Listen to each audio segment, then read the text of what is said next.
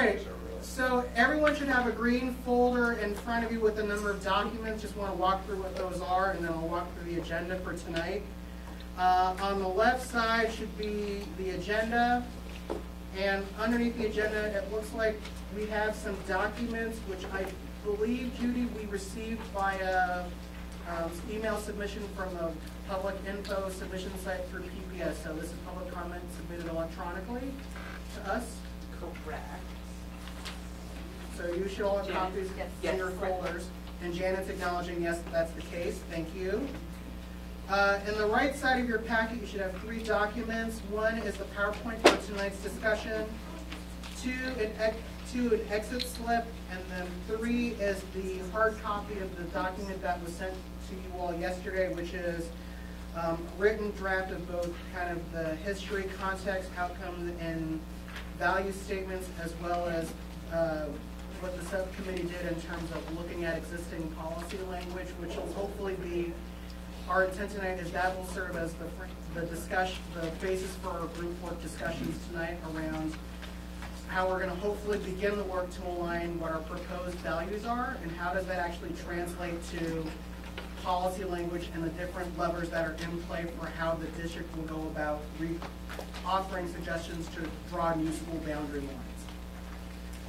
So with that, I'm going to turn it over to public comment and turn it over to Jim. Thank you. Good evening. Just one card tonight, Ms. Brooke Cowan, and she's got a handout which I'll help distribute. Stand where you're comfortable. And when I get up there, I'll start the ultimate timer.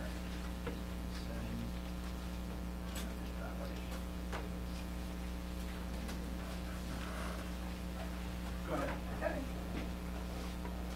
Hi. I've heard from several people that they don't see how the soft neighborhood model works in simulation. While I don't have PPS data yet, tonight's handout demonstrates how the model behaves in an illustrative scenario. The simulation illustrates the assignment of kindergarten students in a 4-school district over 2 years. While the population shifts from year 1 to year 2, the capacities of the schools are assumed to be constant. In a hard boundary framework, these shifts in population put stress on the district, causing some schools to be over-enrolled and others to be under-enrolled, prompting the need for boundary change and precipitating fierce discussion over who will be affected and how to make the change equitable. In contrast, the soft neighborhood framework is a dynamic system that automatically assigns students to schools in a way that maintains appropriate sizing relative to target enrollments. This property, maintaining appropriate sizing of schools and classrooms, is a system invariant, a property that must hold in order for the system to be considered a success. The soft neighborhood framework is designed to uphold right sizing by dynamically responding to population shifts. Note that while the simulation shows a sample kindergarten assignment, the intent of the framework is to handle all new assignees in grades K through 8. New assignees are students who need to be placed at a PPS school because they moved or because they're entering the system for the first time. For example, at kindergarten or from private school. To be clear, my proposed solution does not include shifting students who are currently enrolled at one school to another school for the purposes of enrollment balancing. When per grade assignments are made every year, they are made only for new assignments.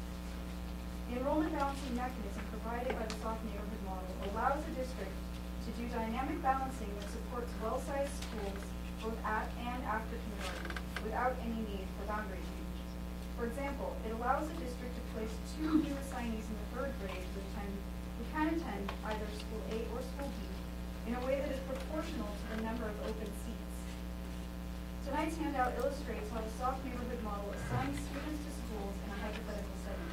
Though I haven't included one here, next time I'll provide a detailed description of the assignment algorithm, which is the final step in the process. Thank you very much. Mr. Porter, please, no? All right. We are done with public comment. Before we shift into our next agenda item, I just want to make a couple of comments.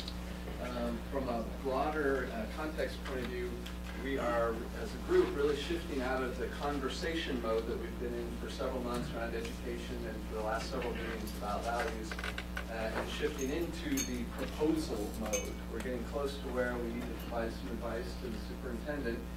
And so as through our discussions tonight, it's really helpful if you can be zeroing in on specific language or suggestions to the subcommittee to change things.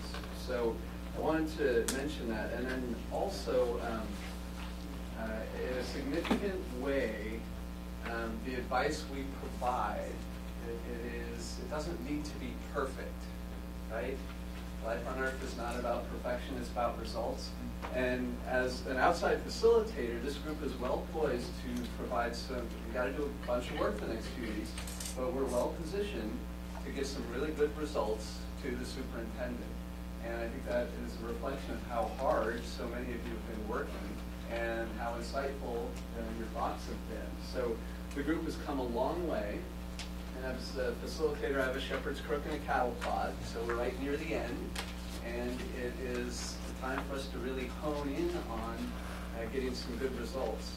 And I think there's, and from our Courageous Conversation protocol, I just want to highlight stay engaged, experience discomfort, speak your truth, accept non-closure. Because what this group does doesn't have to necessarily be the final answer. We give advice to the superintendent. It may be that she changes some of it. And then whatever goes to the school board, it may be they change some of it. So we want to do as best we can with the skills, knowledge, and ability we have right now. And it doesn't have to be perfect. So we had an event last night. I was not able to go, but I think I'm turning it over to Jason at this point. Yeah. So I just wanted to thank the number of members who made the effort to attend the discussions of Madison last night. And so like we did following the forum at Grant, I just wanted to do a follow-up and a check-in with folks and ask the question of kind of two questions, which was one, we'll just go around for folks who were there. One was what was kind of one major takeaway that you gained from listening to the families that you engaged with last night, and potentially how, and question two is, how would you see yourself potentially figuring out how to incorporate that perspective into the work as we go into the final stretch of that, looking at values and the policy framework. So let's go around the room. Yeah, so the agenda item that we started out with was a question, which was what makes the school welcoming to you? Is that what basically it was? And I thought that was a fun topic to talk about. It's different than Grant, where we pretty much went over the survey. And so we got a whole range of things. What was interesting to me was thinking about people's comments that were either student-focused or parent-focused, and it wasn't actually until I asked Max to say something that we started talking more about the student perspective, and his was really all about social setting, and the parents talked a lot about physical setting, or some about community with teachers and stuff, but he was all, how are the students supported? So in some ways I thought that was not super related to boundaries exactly, but it was definitely interesting. And then we did go over the survey. That's what I like.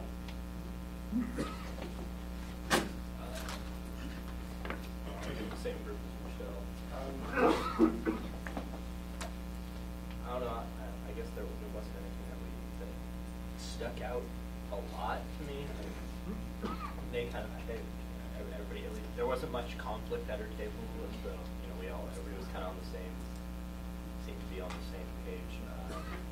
But like you were saying, that was something that I hadn't really considered, just because I always think about as when welcoming a kid into the school, I always think about how they interact with their peers, where I get it made me realize that a lot of parents and look at the external setting first, the building, everything, those kind of things. So. I was in the same group, and that this conversation. I have to say it was one of the most interesting things I've heard in a long time.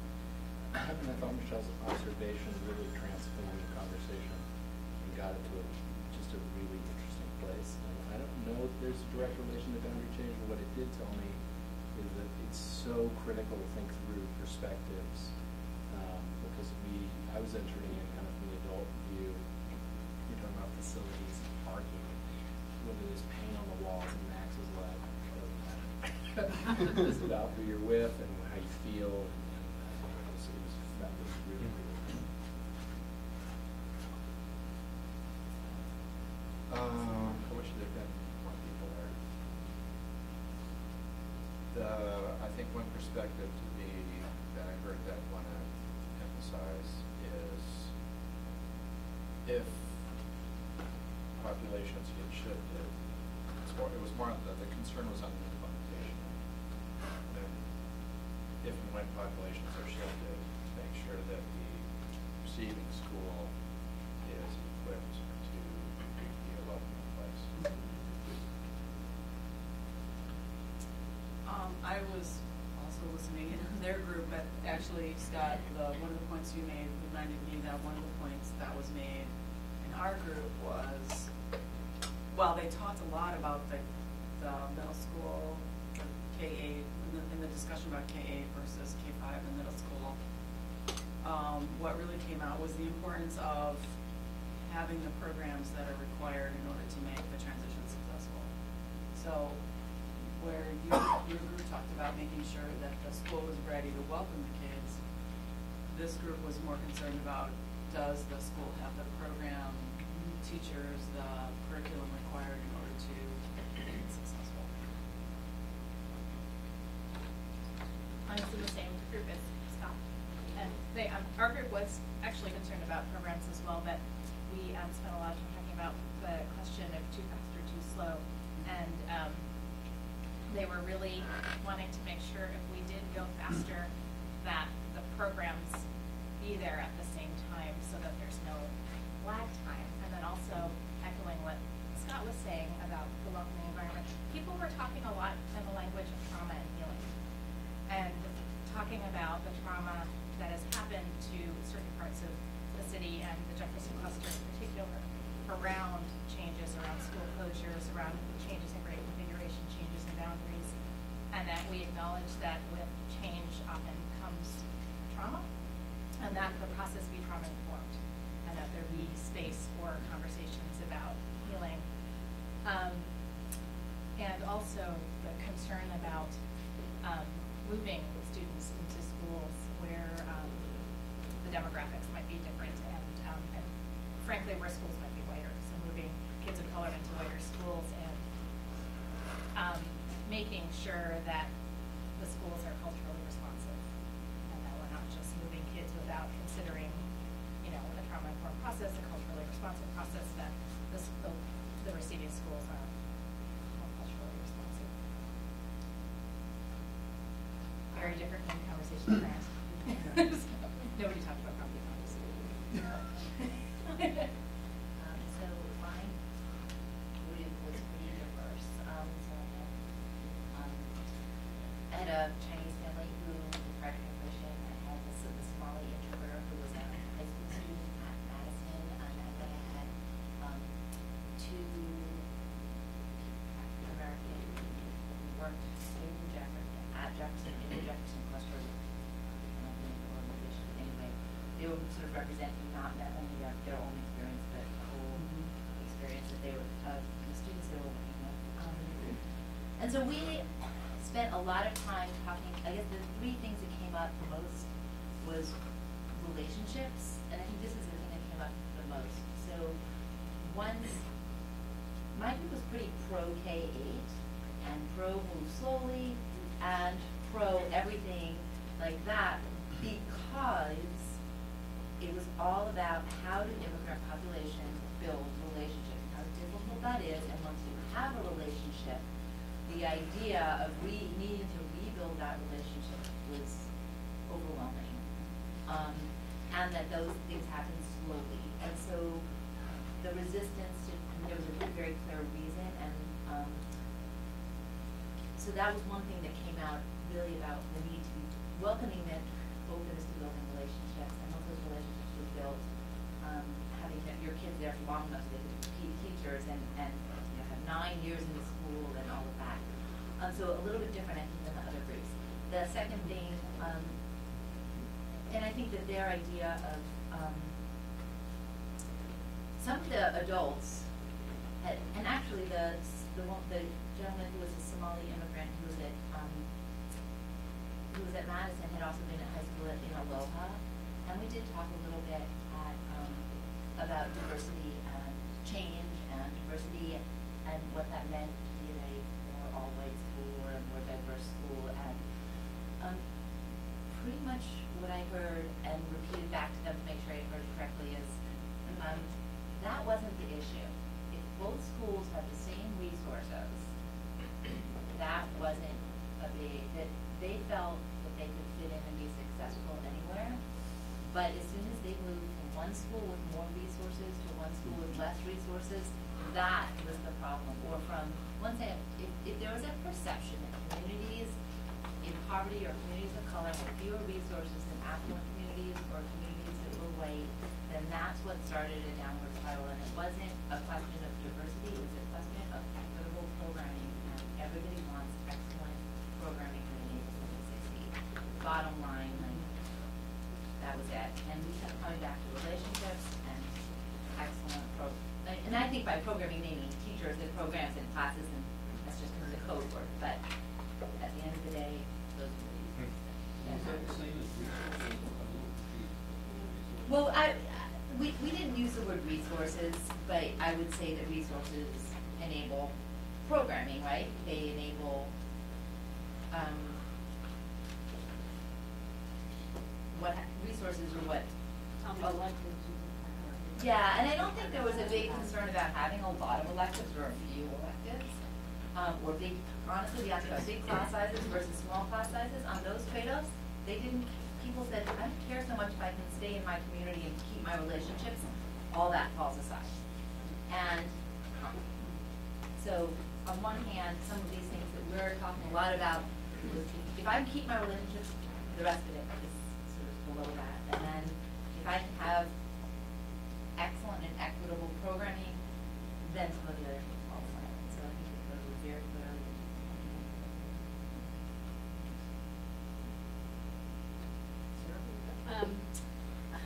So a lot of what's already been said. I think what I was thinking about is how these groups that haven't spent as much time as we have came up with many of the same things that we have said. And so it was affirming that we're kind of on the right track, being transparent is huge. And I love there are a group, and there's probably as many board members as there were community members, figuring out a system that's fluid, right? And don't just do it for the next couple of years, but take into account 5 years, 10 years out. That's the thing that we've talked about. How do you have a system that can respond to growth and contraction? And they were adamant about as gentrification is occurring and as families are getting moved east, don't do something now and then realize after, oh, we need to do something with Marshall and redo, right? Think about, well, if a whole bunch of population is moving toward the eastern end of our boundary, then Marshall should be in the mix. Maybe not now, but think about that. And if we're getting 5,000 new students, that sure sounds like perhaps we need a new high school, right? So I just appreciated that the community was thinking. So I was in one of the groups where I think a lot of these folks, so there isn't that much else to add, but I think one of the things that I learned I didn't realize around the K-8 configuration, like I had the perception that it was just those that combined into a K-8 versus some were like that and some were phased in over time. I hadn't realized that, so for me it made me think, hey, even within the conversion, communities felt it worse than others within the one conversion, so it's almost completely different.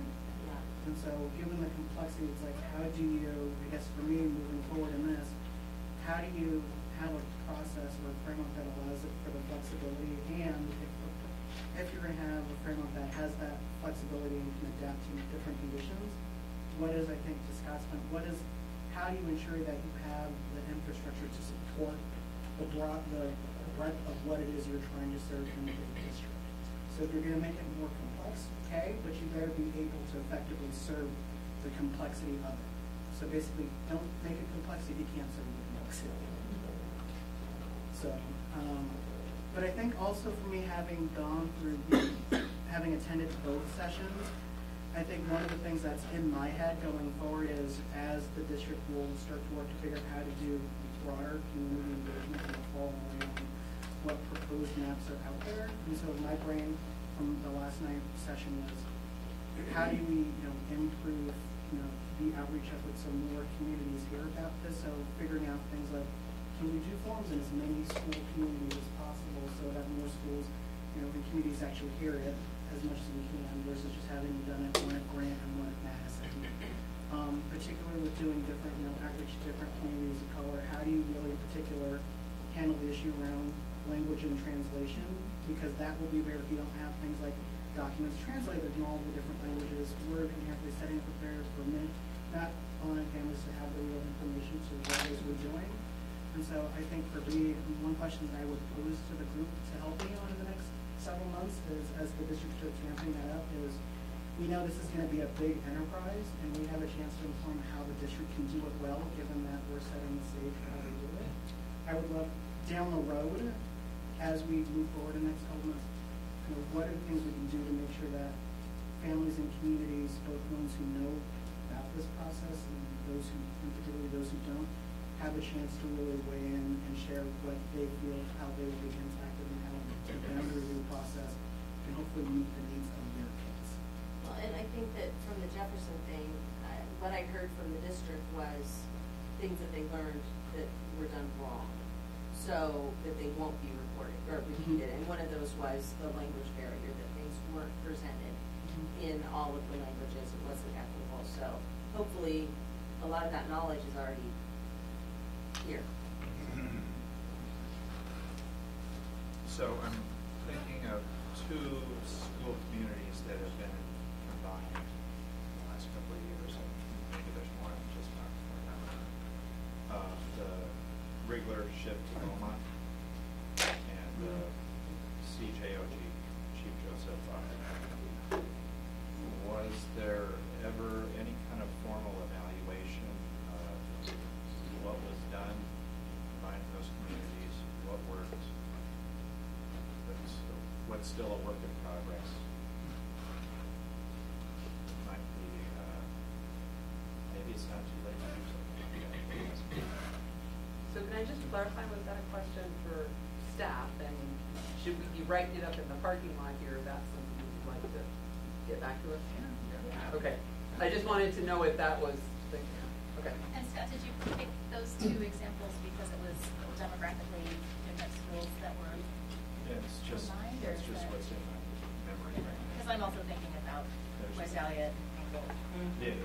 Yeah, there's more, and that should be there too. Well, and don't forget, it wasn't just Wrigler Beaumont, it was Wrigler Vernon Beaumont. Yeah. So there was a lot of lessons to be learned from in that transition, hopefully. Well, yeah, if you go back a few more years, those Wrigler students have been there. That's right, so they're very, very detailed. At Lakeside, Tubman, Madison High School, and many different locations where they settled up for a while. I think it's fair to say there will be a lot of intentional effort designing the civic engagement processes for this fall. But for us to get there, we need to make sure we get through our pieces tonight. Yeah. Thank you. So I was there last night too, just setting things up and observing. I did come back for vacation. Sorry. Hi everybody, I missed you. And just a couple of things that I wanted to point out for those who couldn't make it. So, as you may have gleaned, there were about 20 community members there, which wasn't a huge turnout, but it did enable sort of focus group-like settings. There were about 12 committee members there, so they broke into small groups, 3 groups, that were all in the same room, so you didn't have the logistics of moving around, but, and had conversations at the table. What I observed were really intercultural conversations to a much higher degree than what we were able to see when we didn't have the explicit outreach from the Coalition of Communities of Color to help make sure that that there were more families of color who attended. And at 2 of the tables, there was translation happening at the same time, so in just one language. So for example, there was a table with Spanish-speaking families who were working through an interpreter to have dialogue with English-speaking, both families who were there in attendance, or community members in attendance, as well as committee members. And then at the other table, it was Chinese translation. We also had Vietnamese and Somali interpreters. They weren't needed because that language wasn't needed, but I thought it was interesting that the Somali interpreter, who was a former Madison student, happened to stay and participate. It was right? great. He had some very good insight. Yeah, Really yeah, great insight. But it shouldn't be rare. It's what I would hope would become a norm, but it's a norm that it takes work to get to make sure that there are intercultural dialogues around important topics. And even though there were small groups, that was just one of the things that I observed that I wanted to point out that I thought was a strength. And I'd be interested in whether others just had any reaction to that, especially if you had also attended the grant session, which had some diversity in it, but didn't have the same level of intentionality and multitude of cultural perspectives represented. Thanks. Great. Next up is our discussion on, an update on the PowerPoint and the values regarding district-wide boundary review framework. But really quick, so if folks will indulge, I wanted to take about 5 minutes or so just to do a check-in about the schedule in the sense of, I think we all saw an email today that our presentation to the board is being pushed back to July so that we can do our formal information session with the new board. And so what that has done is that it's given us a little bit of a buffer to actually do some real thoughtful deep dive work to really give the superintendent and the board a real comprehensive package on both values and how values translate into real policy language. And one of the components of the schedule is that we had scheduled for the 9th, which I think is Monday or Tuesday, a check-in with the superintendent as an update as to where we are. So given that, I know there was some discussion electronically today, and so I wanted to just offer my thought as a potential recommendation, which was, given the time that we have, and my sense is that in order for us to do this work well and get it right, that I feel that the primary focus has got to be us doing deep dives into really getting the particular policy language right so that it'll inform how staff will down the road develop maps. And so my sense is I feel that would be a higher priority for us to keep productive as a group than having just a 30-minute check-in with the superintendent where I'm not entirely sure how productive the time that would be for us given the timeline we've got. So I just wanted to offer that as my initial recommendation and get a sense of the members if that is an agreement with where you all individually think about this, given the work that we've got. And for me, I just want to make sure that whatever recommendation I feel we present to the superintendent and the board down the road, that it is a very clear assessment of the values that we have that should not only guide boundary review down the road, but how does that policy translate into the different levers and criteria for how you draw the lines. And so I wanted to make sure that we had that very clear message as a package at the end of June, that's what happens. So given that, that's what my thought is to communicate to John and staff. So if we take 5 minutes just to see if that is okay with folks, or do you have any feedback on it? Should we still have the 30-minute check-in with Carol and Mike? What's the alternative? of having a meeting that week instead? So if we don't meet, so we would still have a meeting on the 9th. Instead of having a 30-minute check-in with Carol, that full meeting would be dedicated to being very intentional in looking at the values and determining does the existing policy language around boundary change, is it sufficient, or what changes would we want to offer to that to the superintendent? And are we still leaving on the 11th? No, we're not meeting on the 11th because the 11th is Because a that school board was. meeting. Correct. Would it help if I go ahead and note what the upcoming dates are up here so that you guys can get the.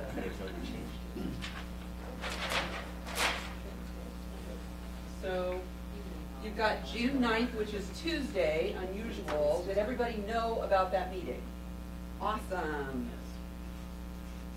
And it was supposed to be a regular It was 5:45 to 8:15 meeting. And it was scheduled for the Tuesday because the school board moved from Thursday to Tuesday. So there's a June 9th. There's no June 15th. Okay, so I'm crossing through June 15th. There's no June 11th. Although technically, you could go back to meeting June 11th, it would conflict with the school board meeting, and it's the last day of school. Good reason to not meet on June 11th. And Rosewood High School. We have June 25th, and then we have July TBD, which is future meetings, and probably some level of board presentation.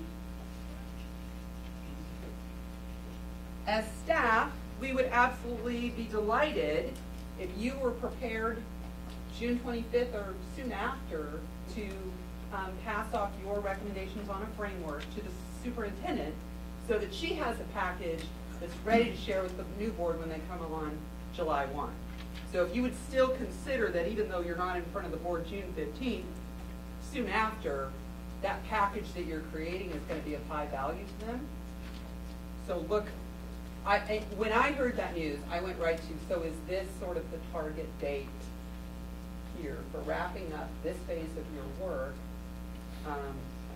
And if so, how do you best use the time that you have between now, we're at June 4th, and here, knowing that there's still much more to come.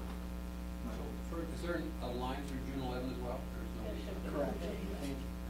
Okay, so if I understand correctly, there's a potential opportunity on the 9th, Tuesday of next week, to talk with Carol. Yes. So one question is with the superintendent, Or without. and then other than that, it's a regular working meeting. And then there's an expectation that we have our proposal and fully ready to roll and give to the superintendent on the 25th. That's our current date. Or soon after. That's our current date, right? Yep.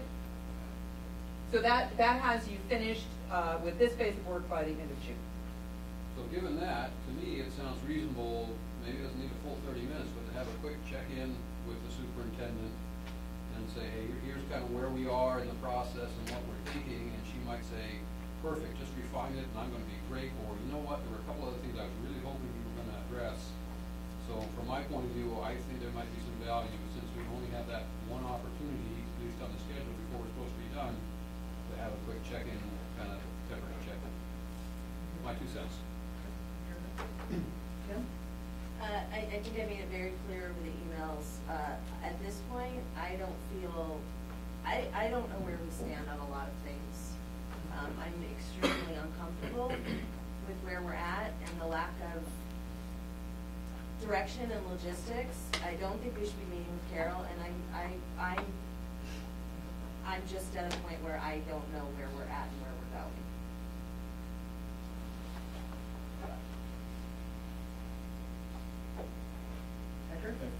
So, my understanding of the meeting on the 9th, and I'm partly channeling what Sackett, how our interactions with the superintendent was to do what Michael just said, was a check-in,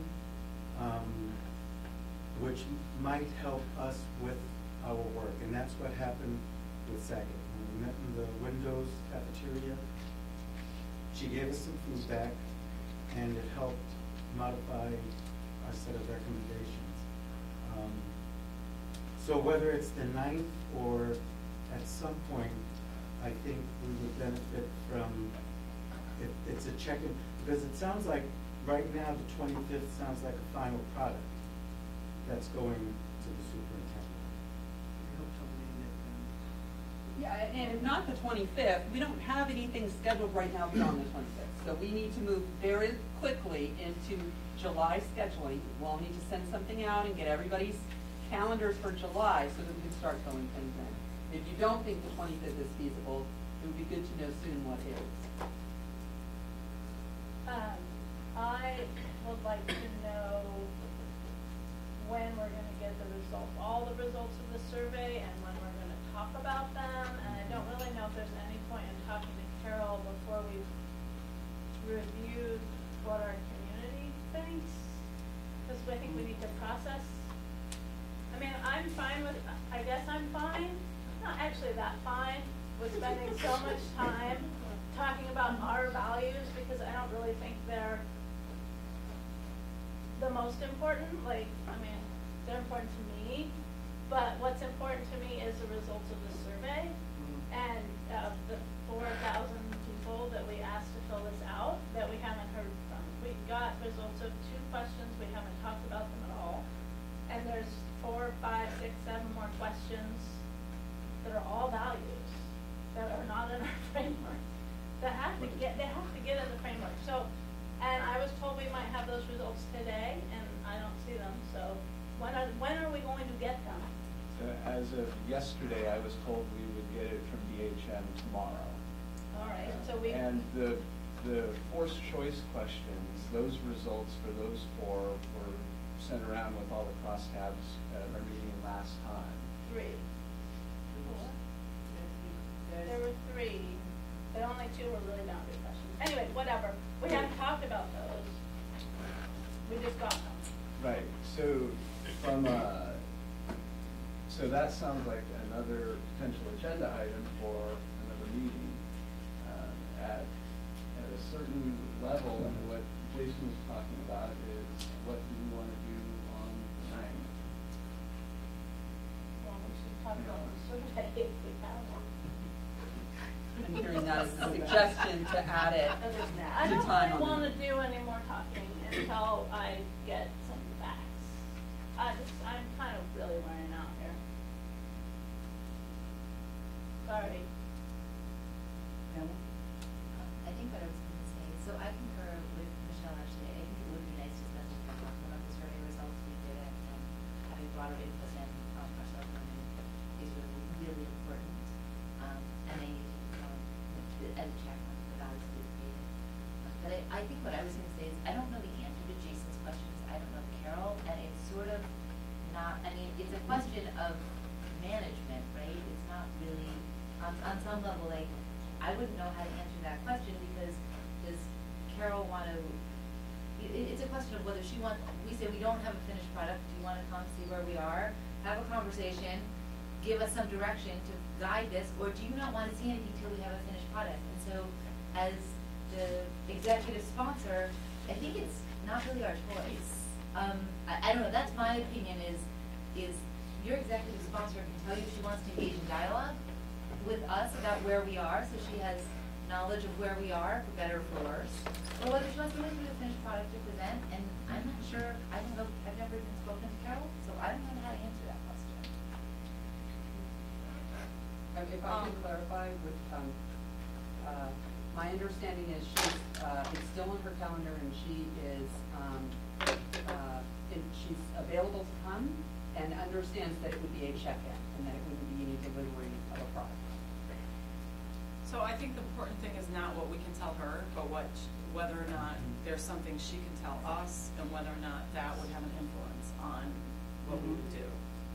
So do we want her perspective to influence our product before it's finished? That's, I think, the key question. I think that's That's a really really good question.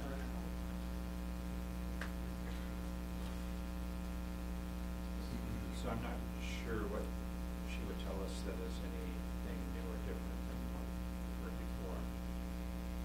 And second, we seem to be all over the map.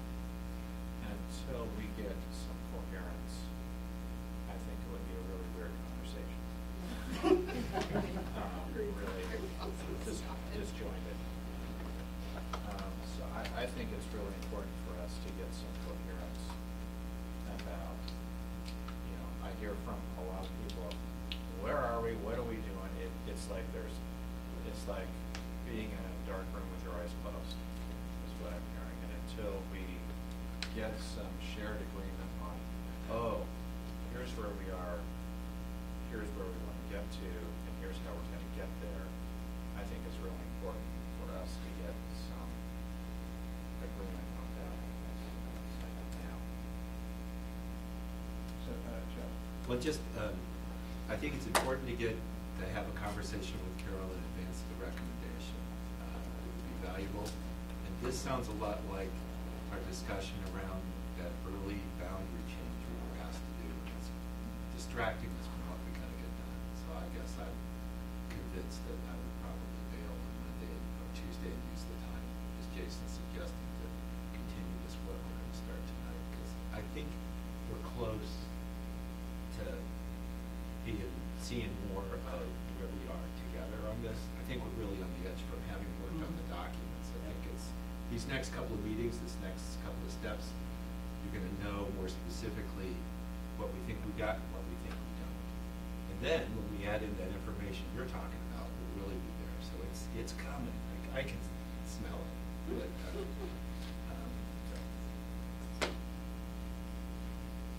so it might be a distraction.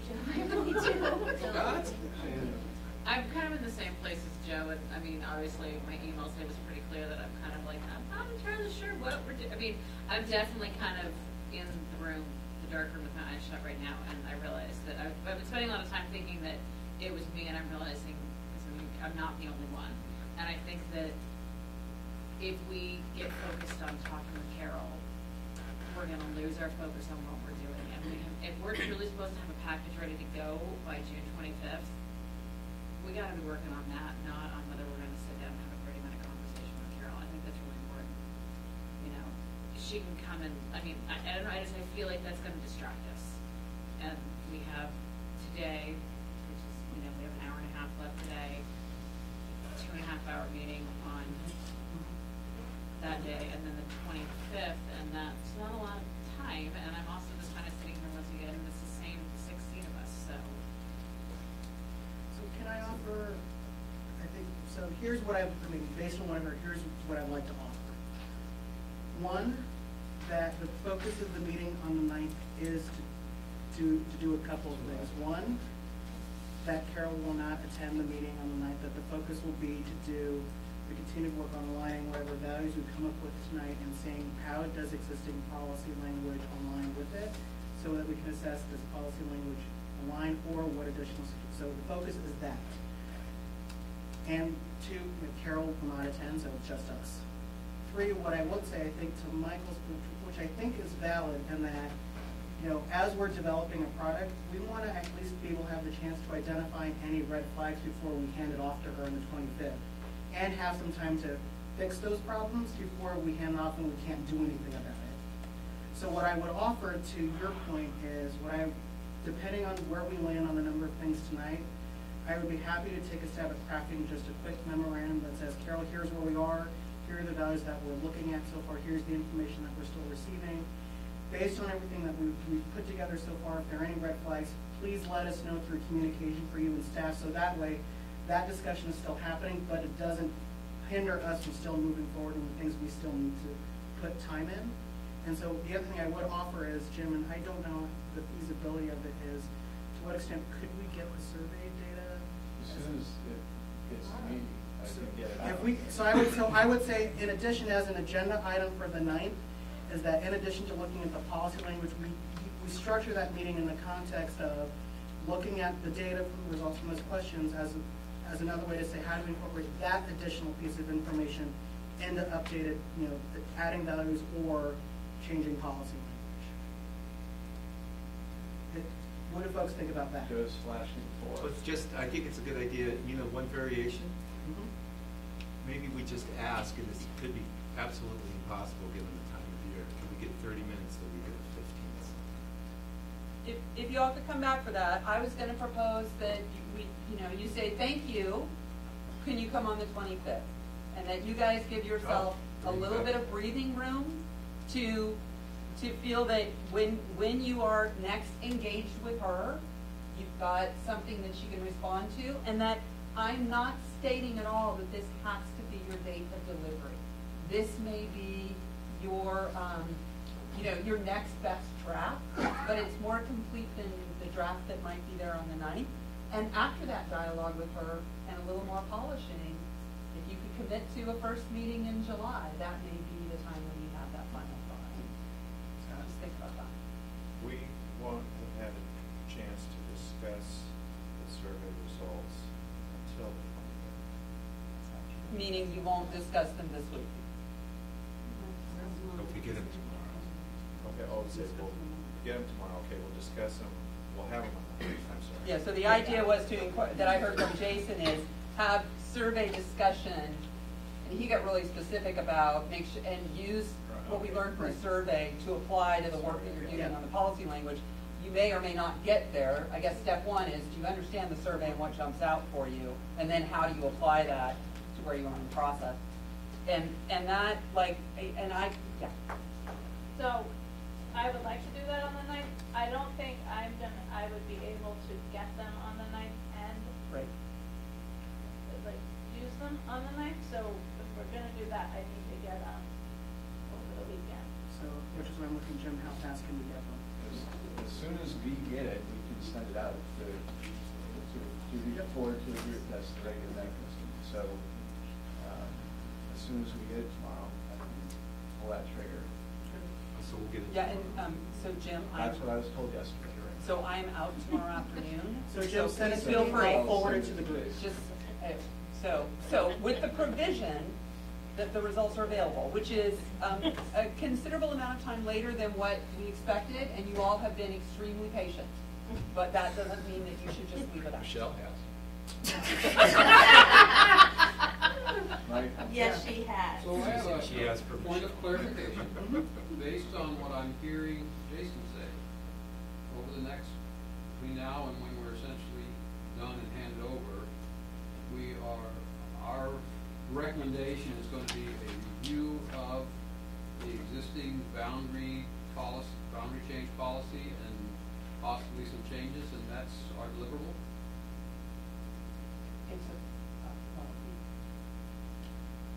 There's a framework, right, which is a set of information that you believe should guide a district-wide boundary review process.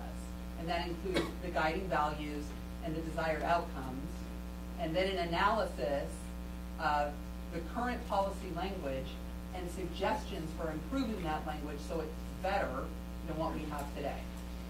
And as your staff, I'd say you are, on paper, only about a third of the way through that, but ideologically, about 2/3, maybe 3/4 of the way through that.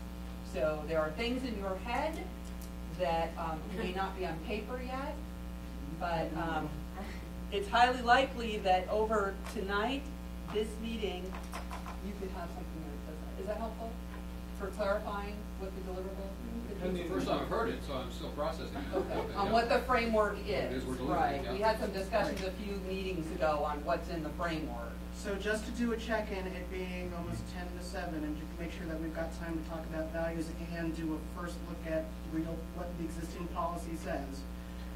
I'll do Michelle, and then see if we can get some agreement, and then Joe, and get agreement on what to do next, and then move forward. Michelle, did you agree? I did. Yeah, I guess I was wondering what the format of this deliverable, is it gonna be, Well, let's try and I get know. some topics first before we worry well, about like that is format. relevant to what is in there, there's things that I would like to see in this deliverable, but I don't even know what the deliverable looks like. Is it this it? Is it a No, slide no. presentation? Like, I don't, so it's a text, it's some text. So, I mean, you need content before you can put together a format, and that's what we're trying to But work we on have two tonight. things here, So and I don't know Joe what they and are. Pamela have. I agreed on think the we, substance. if the motion I would make is we get going. Yeah.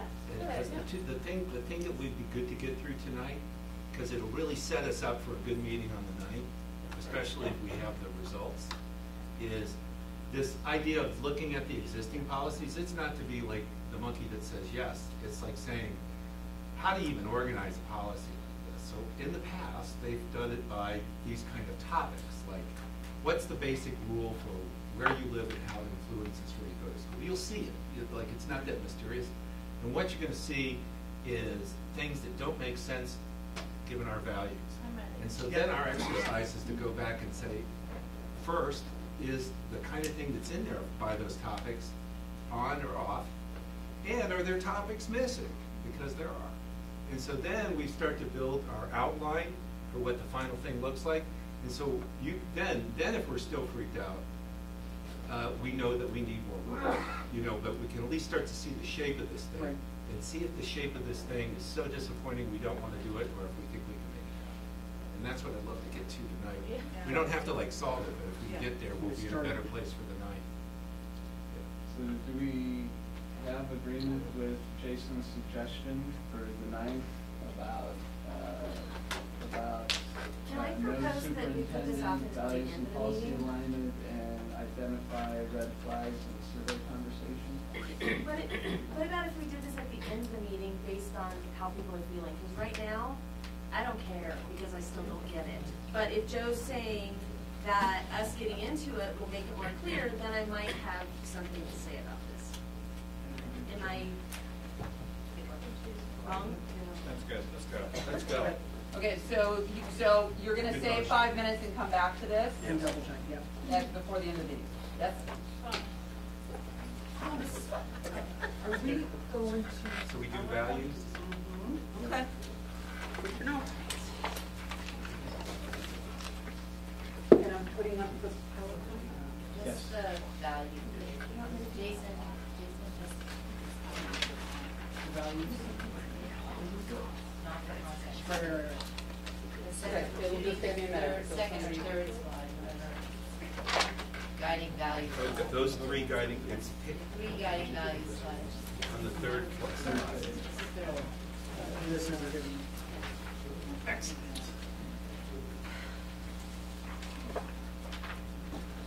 We didn't put page numbers on this. We do have dates. But there's- Scott, Yeah. if you don't like the slide format, write it on the pink slip, okay? Where's my page?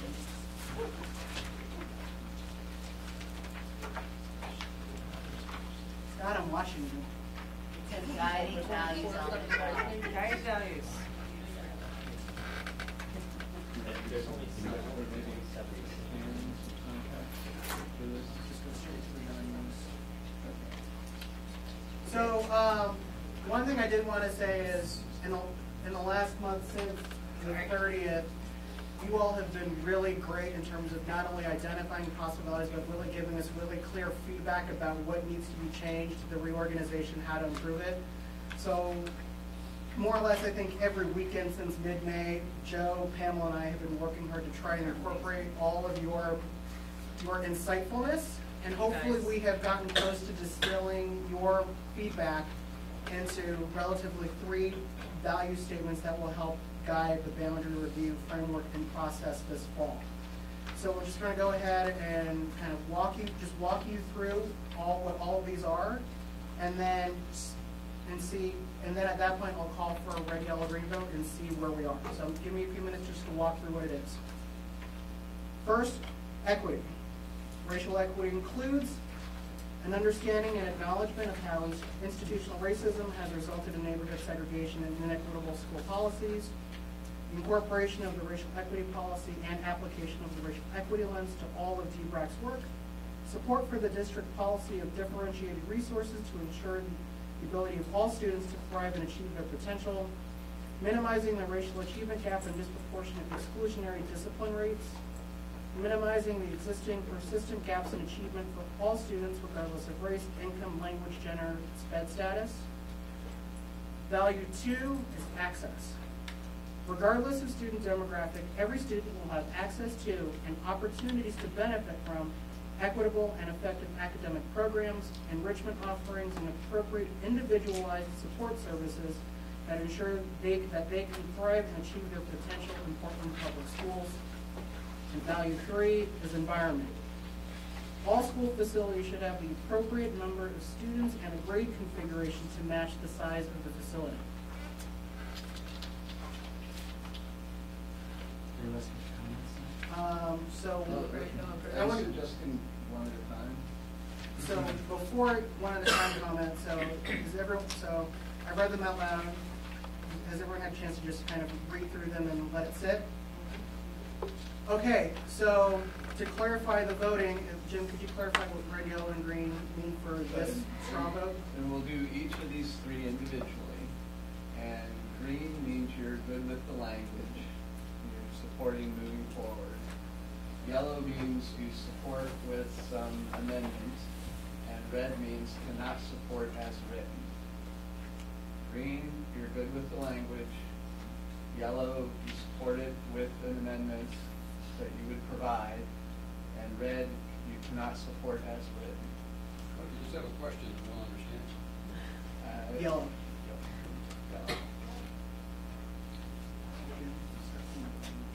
Okay, so let's start with the environment one. It's the shortest one. Let's start with that. So, Jason read it, we've had a chance to look at it. Does anyone have a clarifying question about it? Kim? I guess, coming from an education view, the size of the facility isn't always the only issue. It's also what we saw with the K-8 conversion was, we had no science labs, things like that. So I would say not just the size, but the,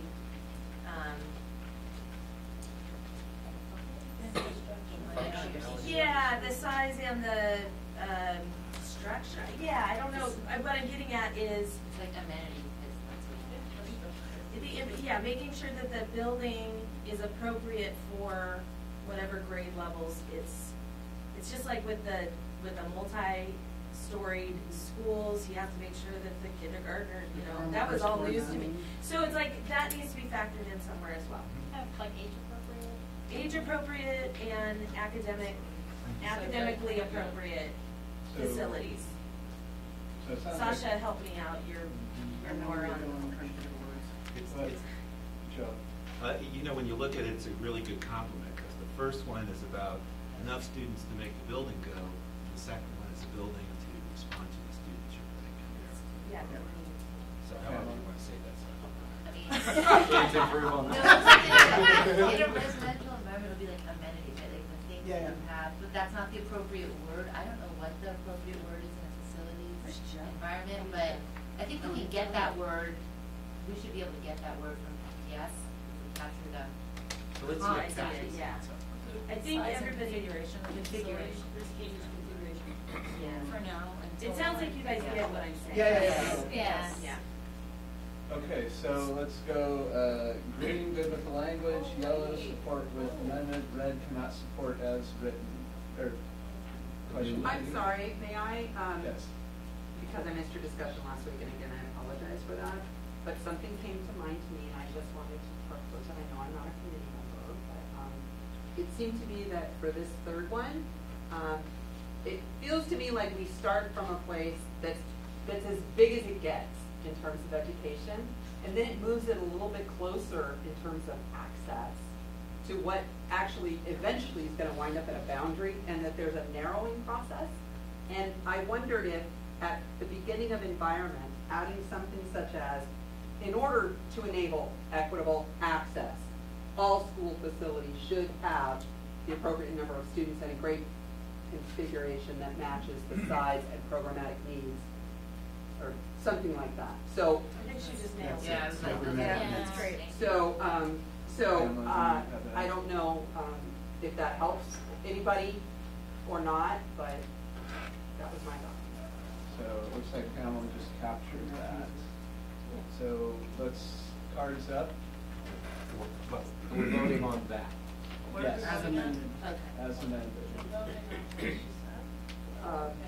On that phrase addition. So we've got 1, 2, 3, 4, 5, 6, 7, 8, 9, 10. I can't see quick. Oh, 11, sorry, 12. my Thank glare. you.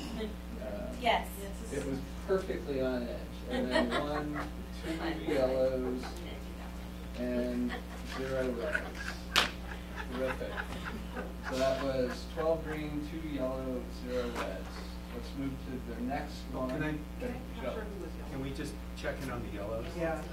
Okay, so that was Michael and Hear what the idea was. let's go with Michael first, since Hector's a subcommittee member. So my concern with this one is it kind of just says, whatever box you got, let's stuff the right number of students in. And I thought, what I heard early on, and I can't remember if it was Sasha or someone else was explaining that to have the right kind of programs, you need to have the right number of students for whether it's a K-5 or a high school or whatever, and that really that should take priority. And if there's something wrong with the building, that it's too small in particular, that you can't have the right number of kids to have enough electives, that really should take precedence. And that we're kind of saying we're going to live with whatever we got, and if it's the wrong size and it's going to screw up all our configurations, who cares? We just put the right number of students in that fit the size of the building. It sounds like we're going about So something. that's- Can you clarify on yellow is you're proposing an amendment? Or you're proposing modifying? Well, I think some of this is you missed last week, so Pamela. Is there a comment similar? So if I understand the conversation that Judy just led us through, it answers that question, that it needs to also meet programmatic needs. It's not just about the size of the facility and the numbers of the kids, but that it needs to meet programmatic needs. So I thought that's what I just heard the question was, and I thought Judy's amendment gets at that. I think that was gonna be the response, is that the environment, I mean, to some extent what I've heard is the environment is a given. We're not trying to create boundaries that necessitate portables or, building brand new schools. That's outside of the scope of what we can propose now. So what we're saying is, in the second thing, access, regardless of whether there's 500 kids in school or 200 kids in school or 700 kids in school, programmatically, students have access to whatever they need, right?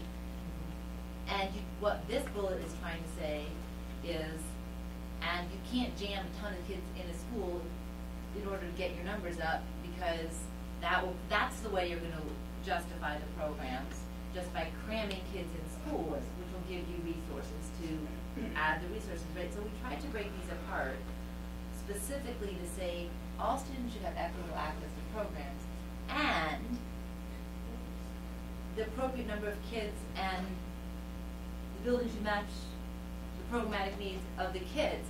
And you can't, they have to be two different things, and they both have to occur. And I think that Judy's amendment says that. That's how I. Yeah, because it wasn't just the science labs, it was Is that the clarified for you? Well, if I understood what Judy said, it was to get the other two things, and then you just said you got to match the size of the facility, and maybe I misunderstood what you said.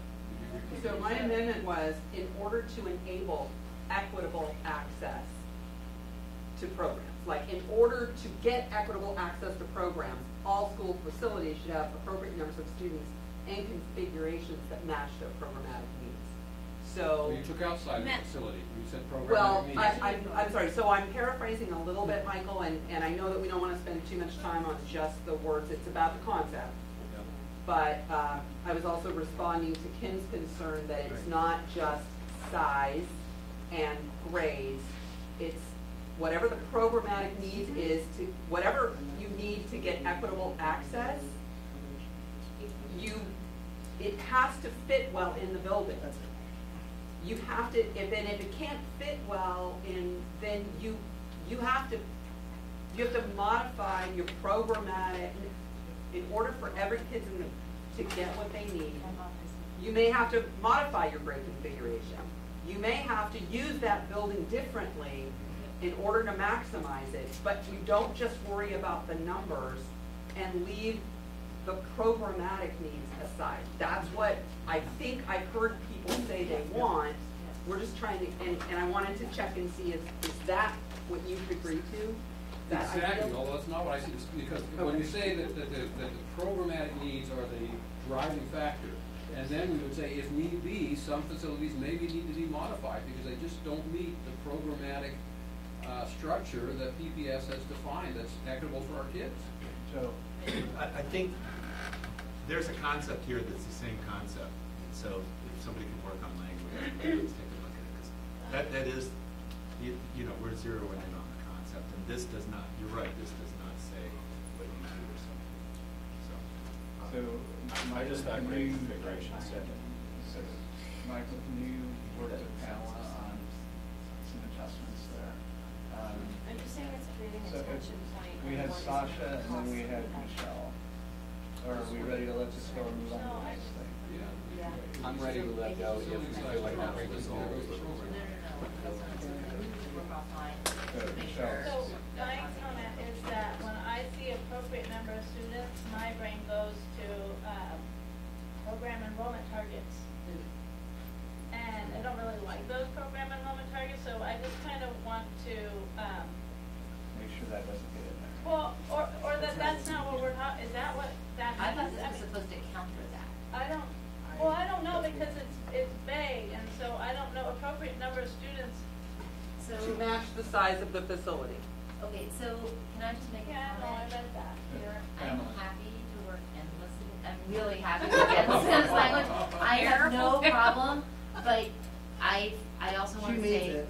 no, I will work endlessly on this, but I need, if you think things are unclear, I am just losing perspective on clarity because I looked at these 20 times for every time anyone else looks at them, which makes me lose, not I'm working hard, it makes me lose perspective.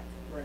So what I need from you all is help with clear language. So instead of trying to wordsmith in a group, if in the next few days you all send me emails with this is what I want to say, or this isn't perfect but it's closer, I am happy to work tirelessly on this, but I can't see it anymore. I have to be honest, like, I can't see it anymore.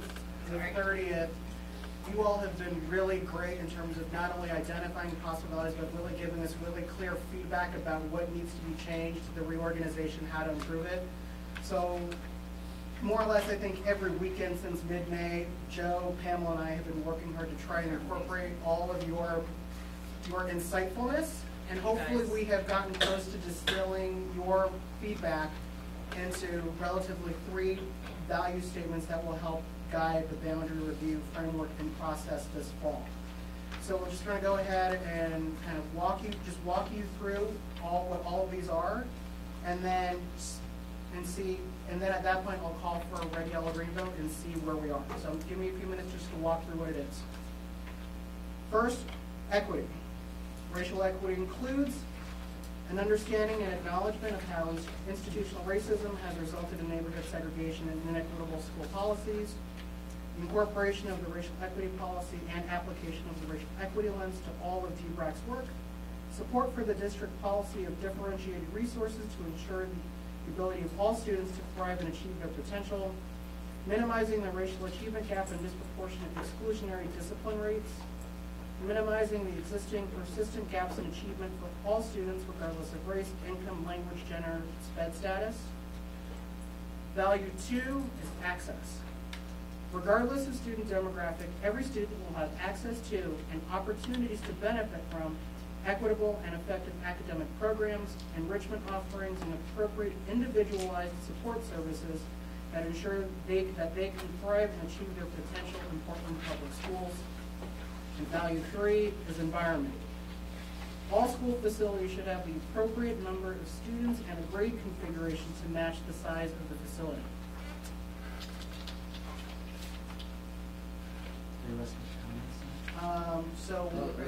I was suggesting one at a time. So before one at a time comment, so I read them out loud. Has everyone had a chance to just kind of read through them and let it sit? Okay, so to clarify the voting, Jim, could you clarify what red, yellow, and green mean for this straw vote? And we'll do each of these 3 individually, and green means you're good with the language, you're supporting moving forward. Yellow means you support with some amendments, and red means cannot support as written. Green, you're good with the language. Yellow, you support it with an amendment that you would provide, and red, you cannot support as written. I just have a question, if you don't understand. Yellow.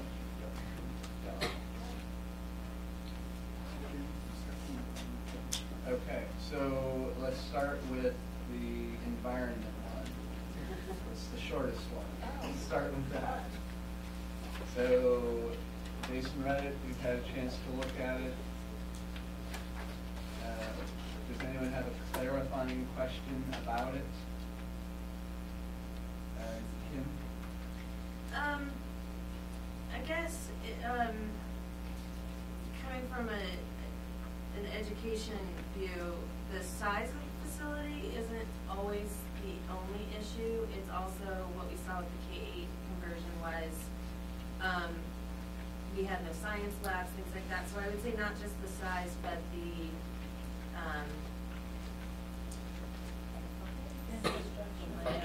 yeah, the size and the structure. Yeah, I don't know. What I'm getting at is It's like amenities. yeah, making sure that the building is appropriate for whatever grade levels it's just like with a multi-storied schools, you have to make sure that the kindergartners, that was all news to me. So it's like that needs to be factored in somewhere as well. Like age appropriate? Age appropriate and academically appropriate facilities. So it sounds Sasha, like, help me out. You're more on. Joe. When you look at it, it's a really good compliment, because the first one is about enough students to make the building go, and the second one is a building to respond to the students you're putting in there. Yeah. So however you want to say that, so.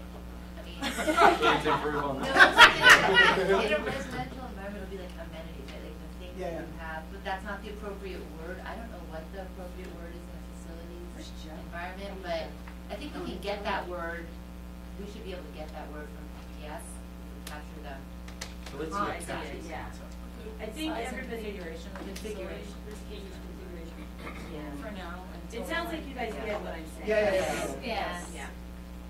Okay, so let's go, green, good with the language, yellow, support with amendment, red, cannot support as written. Or, question? I'm sorry, may I, Yes. because I missed your discussion last week, and again, I apologize for that, but something came to mind to me, and I just wanted to propose it. I know I'm not a committee member, but it seemed to me that for this third one, it feels to me like we start from a place that's as big as it gets in terms of education, and then it moves it a little bit closer in terms of access to what actually eventually is going to wind up at a boundary, and that there's a narrowing process. And I wondered if at the beginning of environment, adding something such as, in order to enable equitable access, all school facilities should have the appropriate number of students and a grade configuration that matches the size and programmatic needs, or something like that. So, I think she just nailed it. Yeah, I was like, Yeah, that's great. so, I don't know if that helps anybody or not, but that was my thought. So it looks like Pamela just captured that. So let's, cards up. We're voting on that. Yes. As amended. Okay. As amended. Uh, On that phrase addition. So we've got 1, 2, 3, 4, 5, 6, 7, 8, 9, 10. Kim, I can't see quick. Oh, 11, sorry. 12. My Thank glare. you. Yes. It was perfectly on edge. And then 1, 2 yellows and 0 reds. Terrific. So that was 12 green, 2 yellow, 0 reds. Let's move to the next one. Can we just check in on the yellows? Yeah. Okay, so that was Michael and Hear what the- let's go with Michael first, since Hector's a subcommittee member. So my concern with this one is it kind of just says, whatever box you got, let's stuff the right number of students in. And I thought what I heard early on, and I can't remember if it was Sasha or someone else was explaining that to have the right kind of programs, you need to have the right number of students for whether it's a K-5 or a high school or whatever, and that really that should take priority. And if there's something wrong with the building, that it's too small in particular, that you can't have the right number of kids to have enough electives, that really should take precedence. And that we're kind of saying we're going to live with whatever we got, and if it's the wrong size and it's going to screw up all our configurations, who cares? We just put the right number of students in to fit the size of the building. It sounds like we're going about something. Can you clarify on yellow is you're proposing an amendment, or you're proposing modifying? Well, I think some of this is you missed last meeting. So, Pamela? Is your comment similar?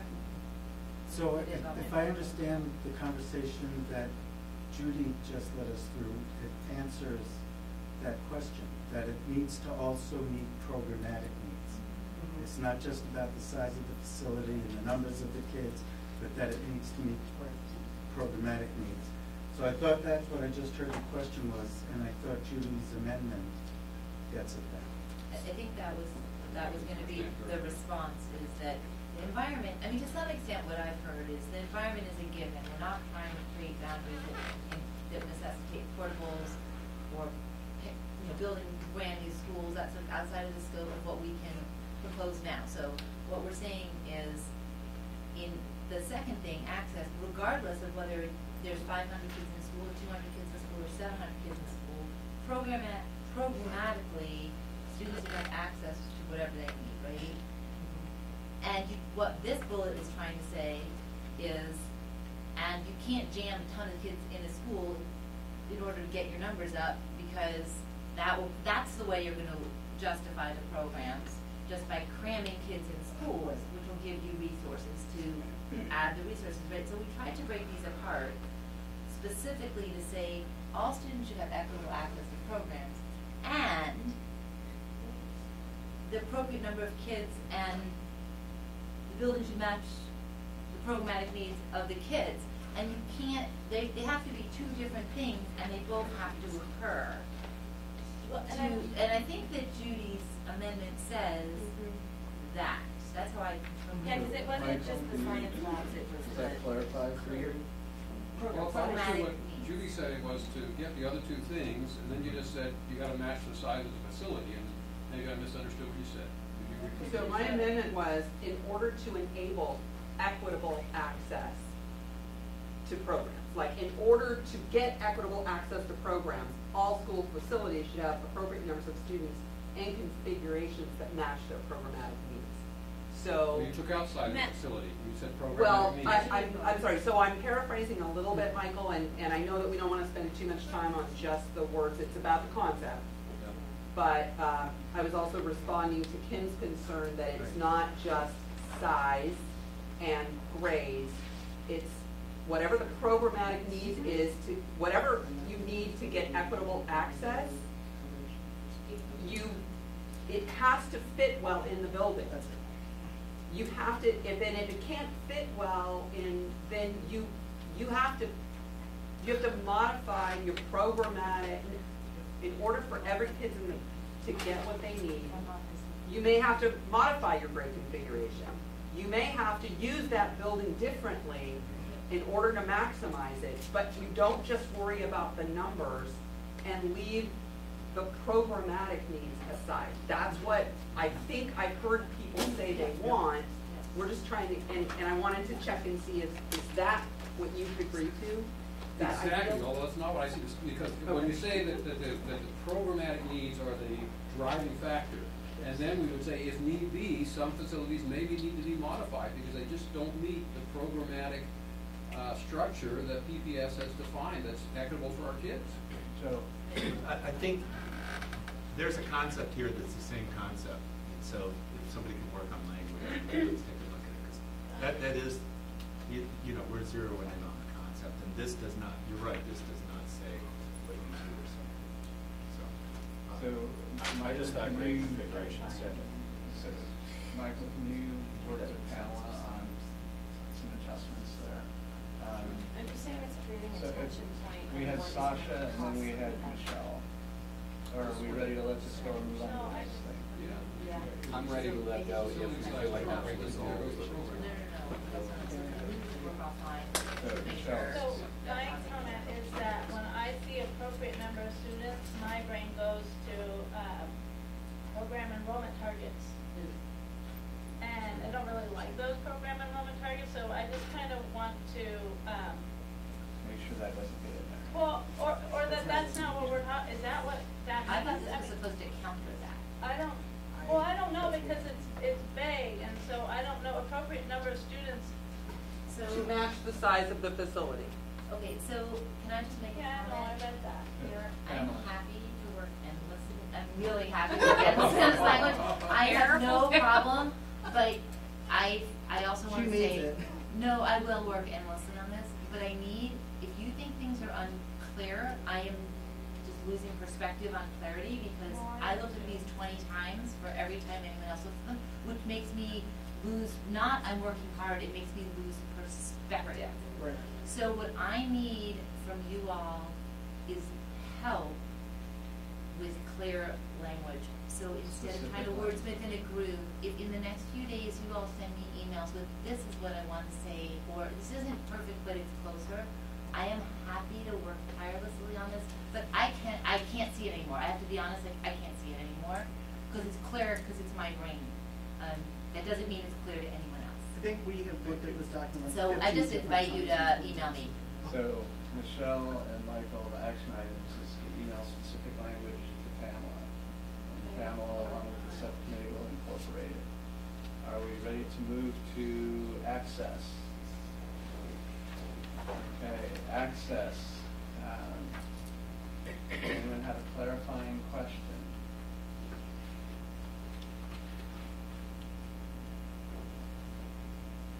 What happened to electives? Is what? What happened to electives? What Oh, happens to someone said that electives? the better word was enrichment. Enrichment means, if elective suggests choice, and enrichment might be more accurate because of the smaller grade configuration. Sometimes if you have one PE, and you have one music, and you have one something else, the kids might get all three, and that might be what they get, and might not get to choose. So internally, we use the word enrichment, not elective.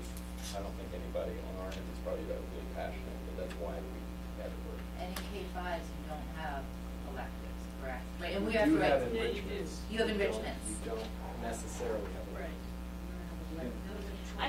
I recognize what you're saying, and I can appreciate that. I think that that is what we're trying to avoid, though. So I would say that we need to include electives and enrichments, because you're right, at a K-5 level, they're enrichments. I think we've made it very clear that if kids don't have access to electives, then it's not access. So is anyone? It's not access. So is anyone opposed to it saying, I'm sorry, I lost what the word is. It's make an Use and. both words. Enrichments and. So we- Enrichments and electives. Okay, we need to really clearly define that because the public doesn't know the difference between those two. I don't know the difference between those two. I appreciate your understanding in terms of the internal. I always kind of did a shorthand of enrichment was the K-5, hey, the art teacher is here, versus 6 through 8. You might have a choice as to what you take in this period. So, And in fact, in K-5, there's a sense of elective at emergent programs where you at least attempt, a neighborhood kid can attempt to get into a program, might not get there, but it's an elective option in a sense. Joe and then Sasha and Pamela. Well, so, you know, when we do these things, it's, and actually, so when we write the code, it's really handy to write your policies. Then we always have a side page that is what we call the commentary, which is, and I'm not suggesting more works, it's more like what the final product might be. But you get this down to a clear statement that future generations are going to use. And then some of this stuff that if you put it in there, you just turn it into gobbledygook because you're explaining, you know, detailed things. You just put in the commentary, you just say it as plainly as you damn well can. That can help. So maybe that's the way to get at this, because this is important distinctions to make. You think what I was gonna say is potentially we need a glossary for some of Yep. these terms that have to be explained. Like, we can't, I guess I'm hesitant to make everything these kind of run-on sentences, because then they are so broad that they don't really say anything. That being said, if we said enrichments in a K-5 may look like this, or they may look like an immersion program. These are variations that we have an opportunity to explain what those are, and maybe I don't remember the term you just used. Commentary or glossary or something, but I don't know, maybe we can't read it all in one sentence. So for our purposes tonight, can we say enrichments / electives, and then we know we could, I'm sorry, Sasha, did you look at, okay. So can I hear again what is being, I get the commentary, I get the definitions, I get that, but what, is something being added to the sentence? After The / enrichment electives. / electives, then offerings. Okay, I can. Would it be I can helpful if I agree was with that. scribing this? Yeah, well, you know, I would actually, be happy. you could even just type it. Just type it on the thing. That's what I'm, Thank that's you. what I'm doing. Any other clarifying questions? Okay, so green, you're good with the language. Yellow, support with amendments. Red, cannot support as written. Cards up, please. So yellow is for the reading amendments we've agreed on? No. We're voting on the new as amended. As amended. 1, 2, 3, 4, 5, 6, 7, 8, 15 green. Holy cow. 0 yellow, 0 red. No, keep talking. We're moving on. We're moving on. Ding. Well, you'll see why I did Oh, that. okay. This actually makes sense, I see what Yeah. you're All saying. right, so on equity, we've, there's 5 little pieces there. Any clarifying questions, Michael, and then Scott? So I'm not particularly familiar with the district policy of differentiated resources. Can you tell me what that is?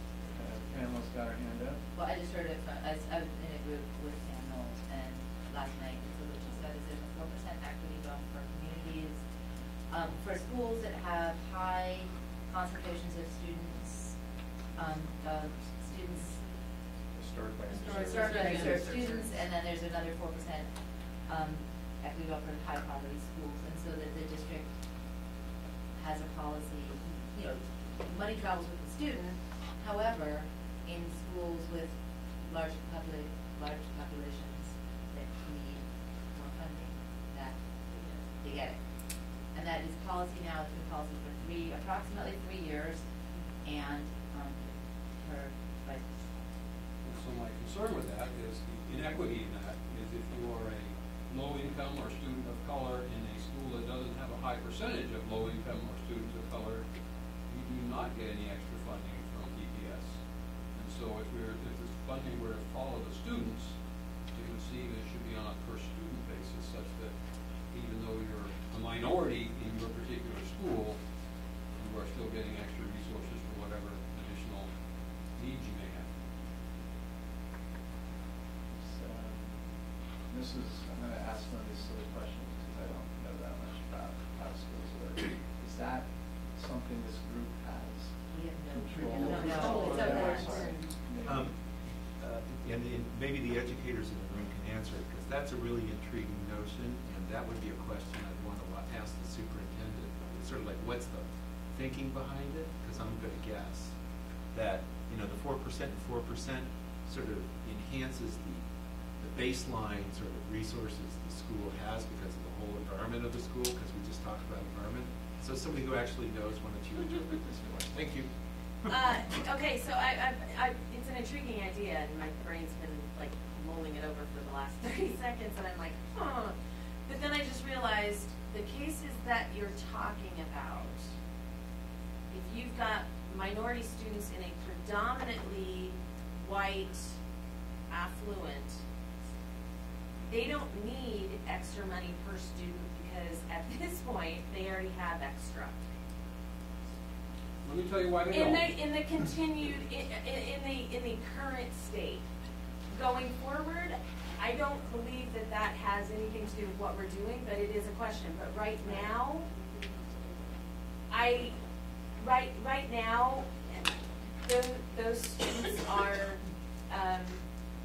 being covered by the inequity that's built into our system right now. Don't think I understand what you're saying, and Okay, I'll give you an example. Yeah. Okay, West Silver, I taught there. Okay, so I taught there, and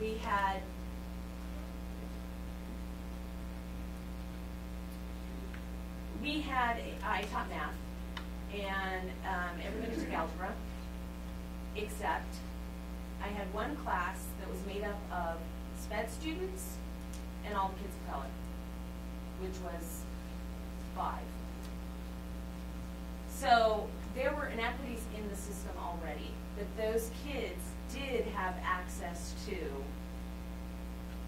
dance and orchestra and band and, you know, and so even though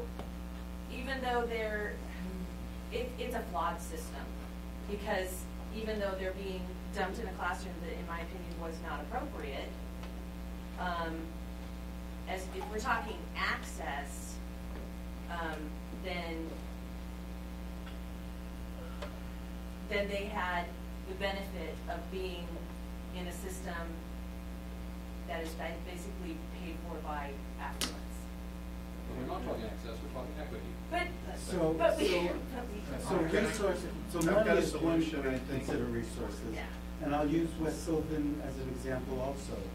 We have student, I forgot their exact titles, but they basically, and it's race-based, support people who work with students of color. No, it's the SACs, it's in our department. Okay. Student something coordinators, student assistant coordinators. So at West Sylvan, which is a relatively well-resourced, dollar-wise school, it was identified that there were students of color, black students actually, who were not thriving. And this gets at Kim's question about how are we measuring success. So that they were not thriving in that environment. West Sylvan would not have been a school that would have gotten a student assistant coordinator.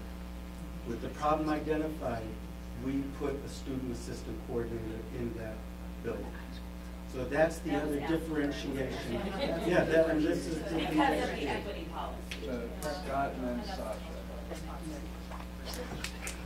Scott and then Sasha. I think there's two things here. One is a policy, and one is the actual details that are implemented. I hear you having issues with how a product value policy is implemented. I don't think that's that's a good discussion. I don't think it's our discussion. I think that's a new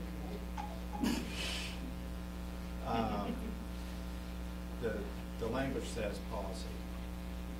I don't know that anybody has a problem with the policy. I have a problem with policy. I'll be the first one to tell you. No, I think you have so you don't think there should be that? It should be or shouldn't, I mean. I think you're arguing with what the rule is, which is not the policy itself.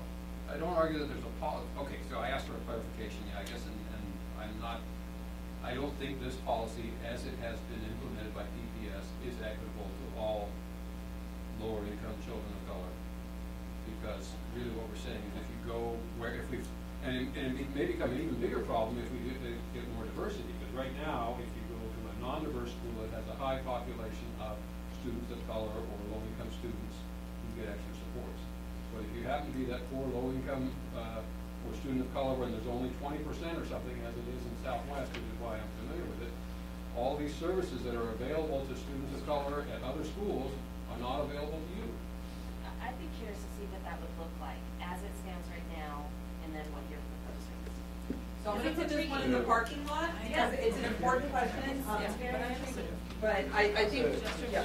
Sasha, then Sheila. I was just going to say, I think that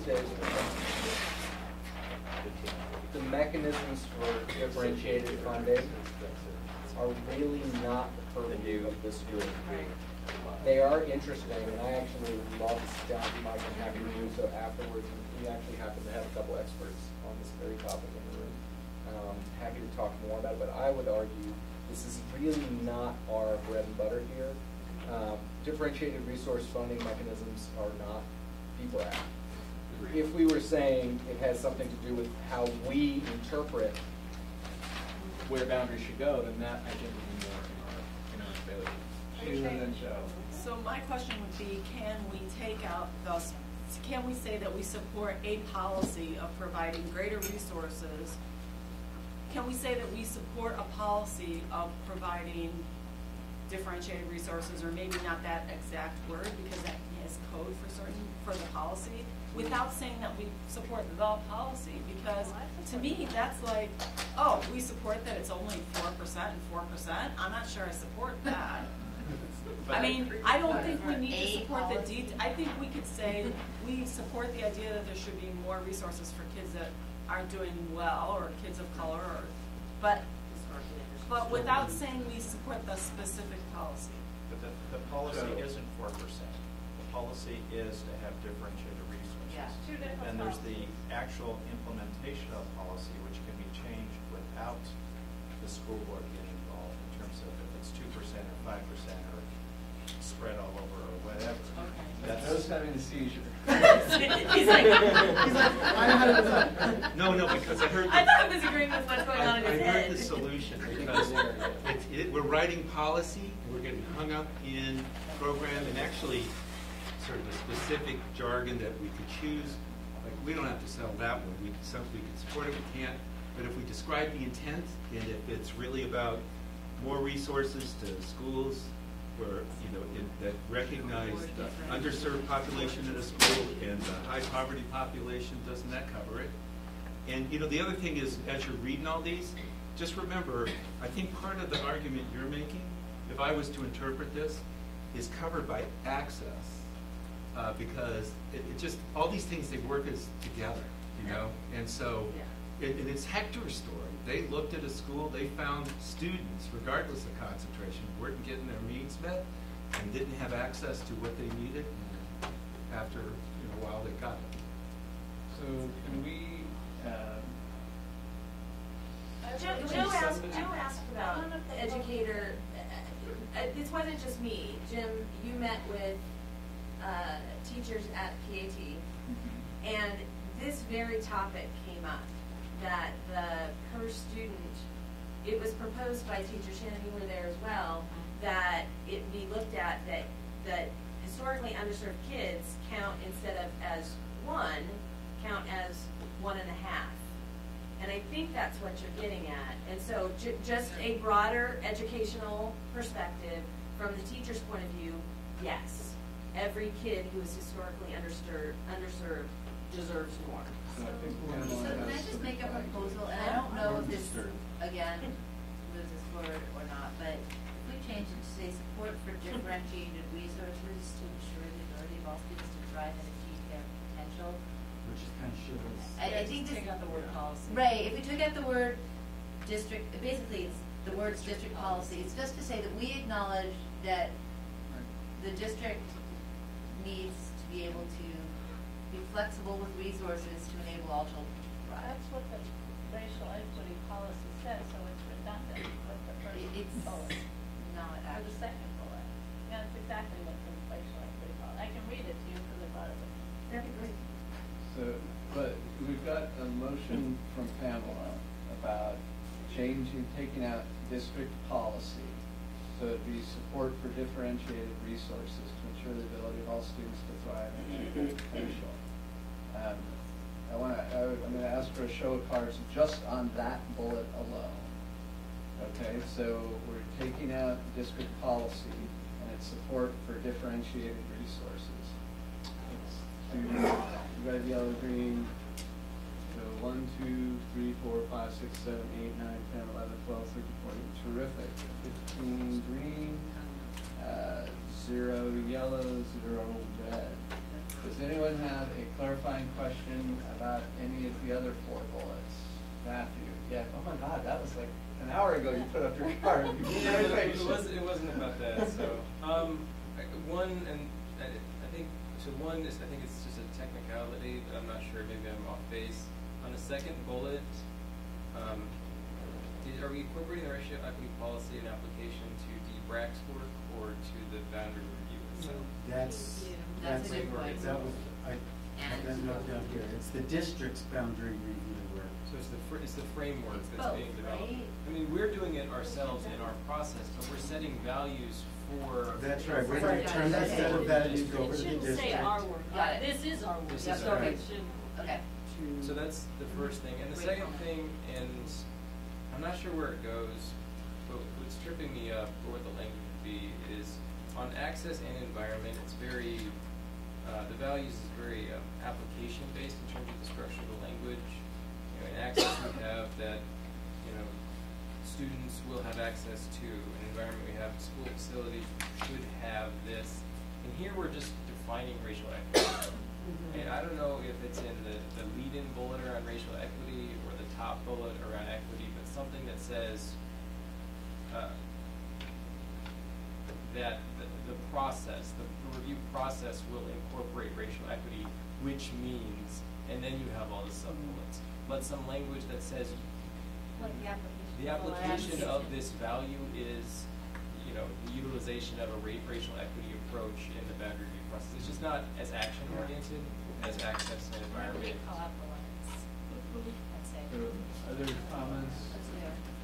On that or in general? This way?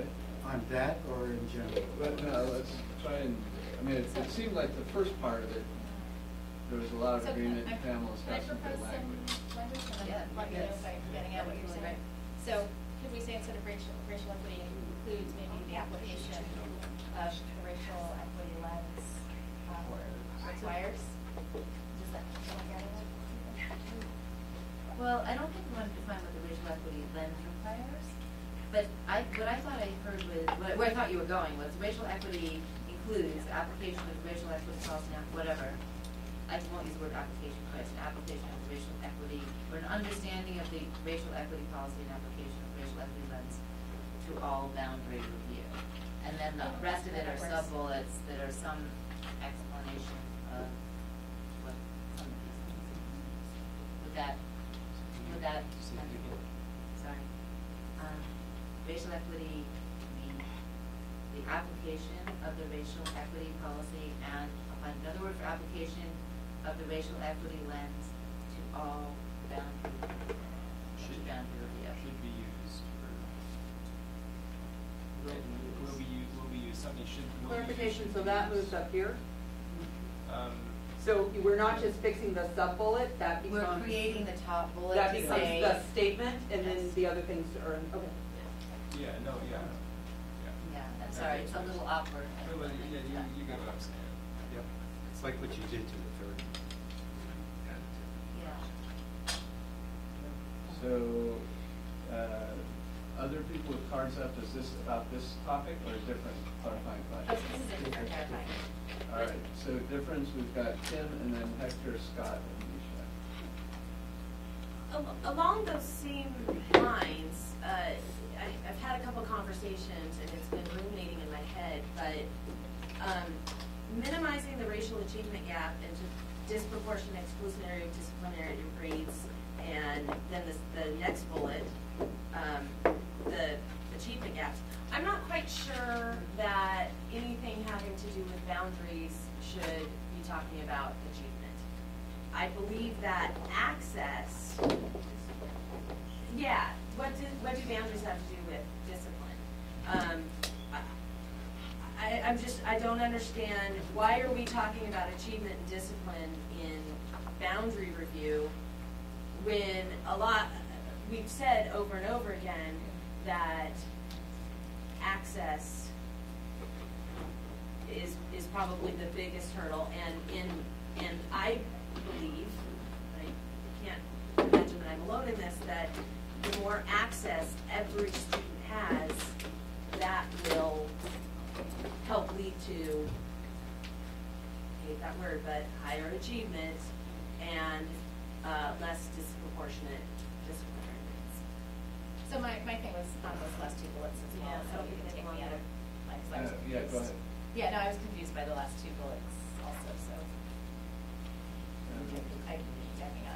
Hector, is this So, about these? so those So are the my last proposal two- is to about the remove? last- Okay. Well, not just yet. No, I'm not removing, I'm just, is that the proposal? Yeah, I think they belong there. Okay, I'm not.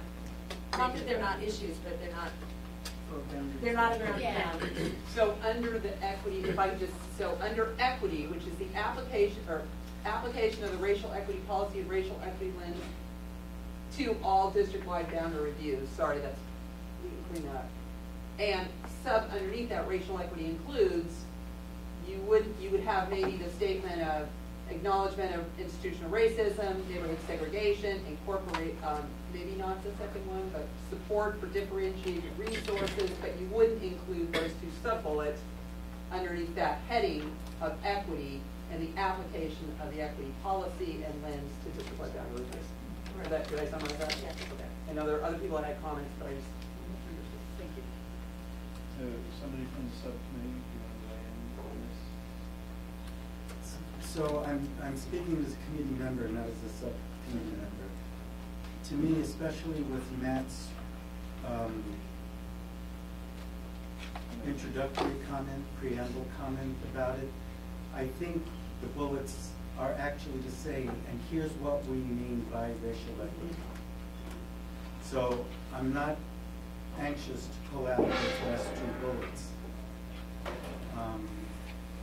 But if we do keep them, at the last meeting, Scott talked about, so this is a value.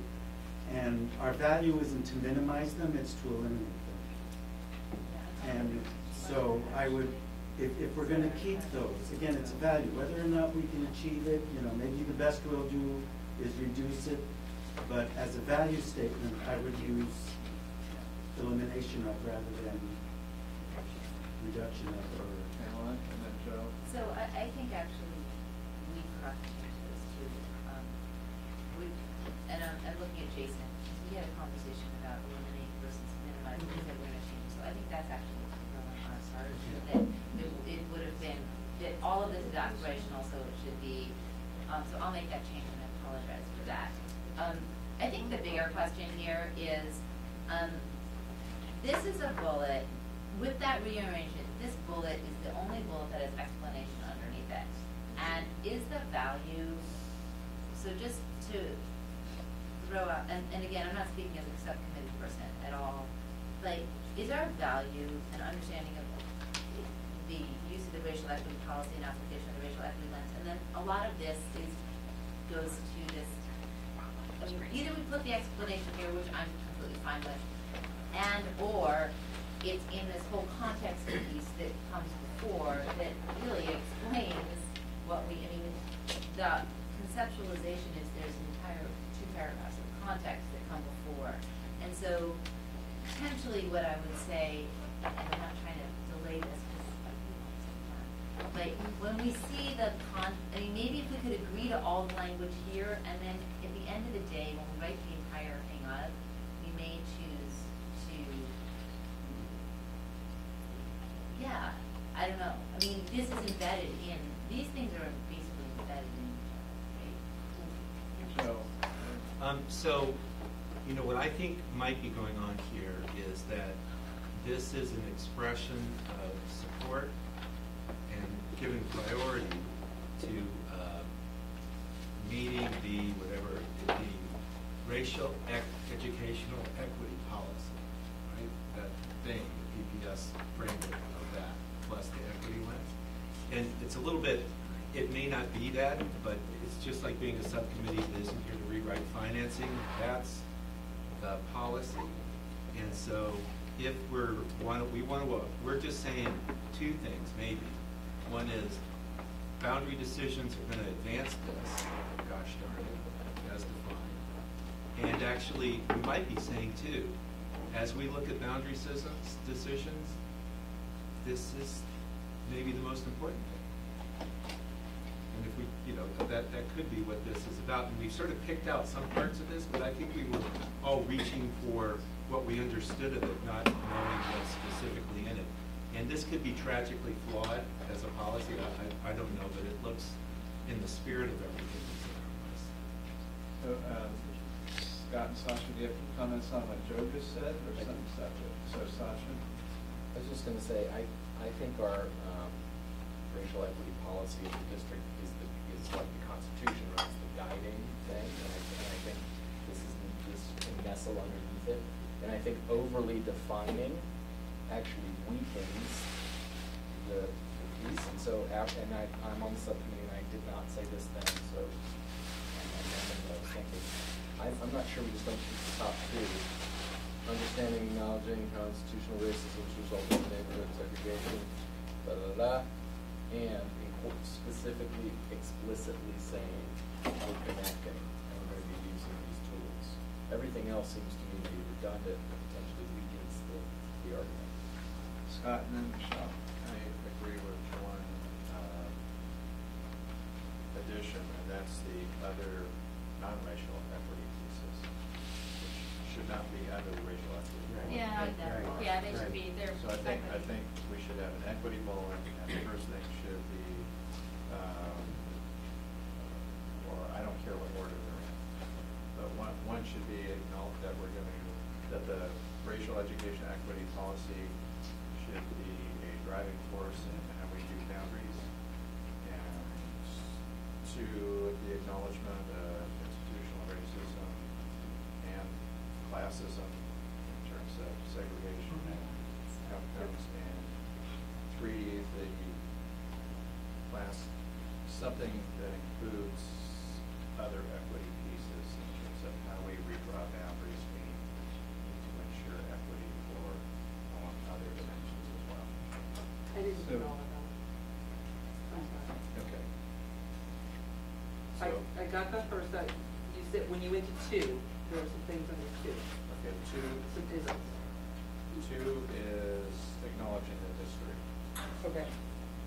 I include, besides racism, I'd also include class issues as well, in terms of how neighborhoods have been created and boundaries drawn. And three is ensuring equity along other dimensions, including those that are listed in that fifth. So let's verbally pause for a few seconds, let you catch up. Michelle's. Want me to pause? No. Oh, okay. I agree with Sasha. I'm still unclear. This is not a question. I just want to make a statement. I'm unclear on the use of the slideshow versus the text. A lot of the same stuff is in the text that we got, the 2 pages, and if we're going to discuss the tools that are being used to implement the racial equity policy, of which we already talked about one, differentiated resources, I think we do that in the text, not on the slide.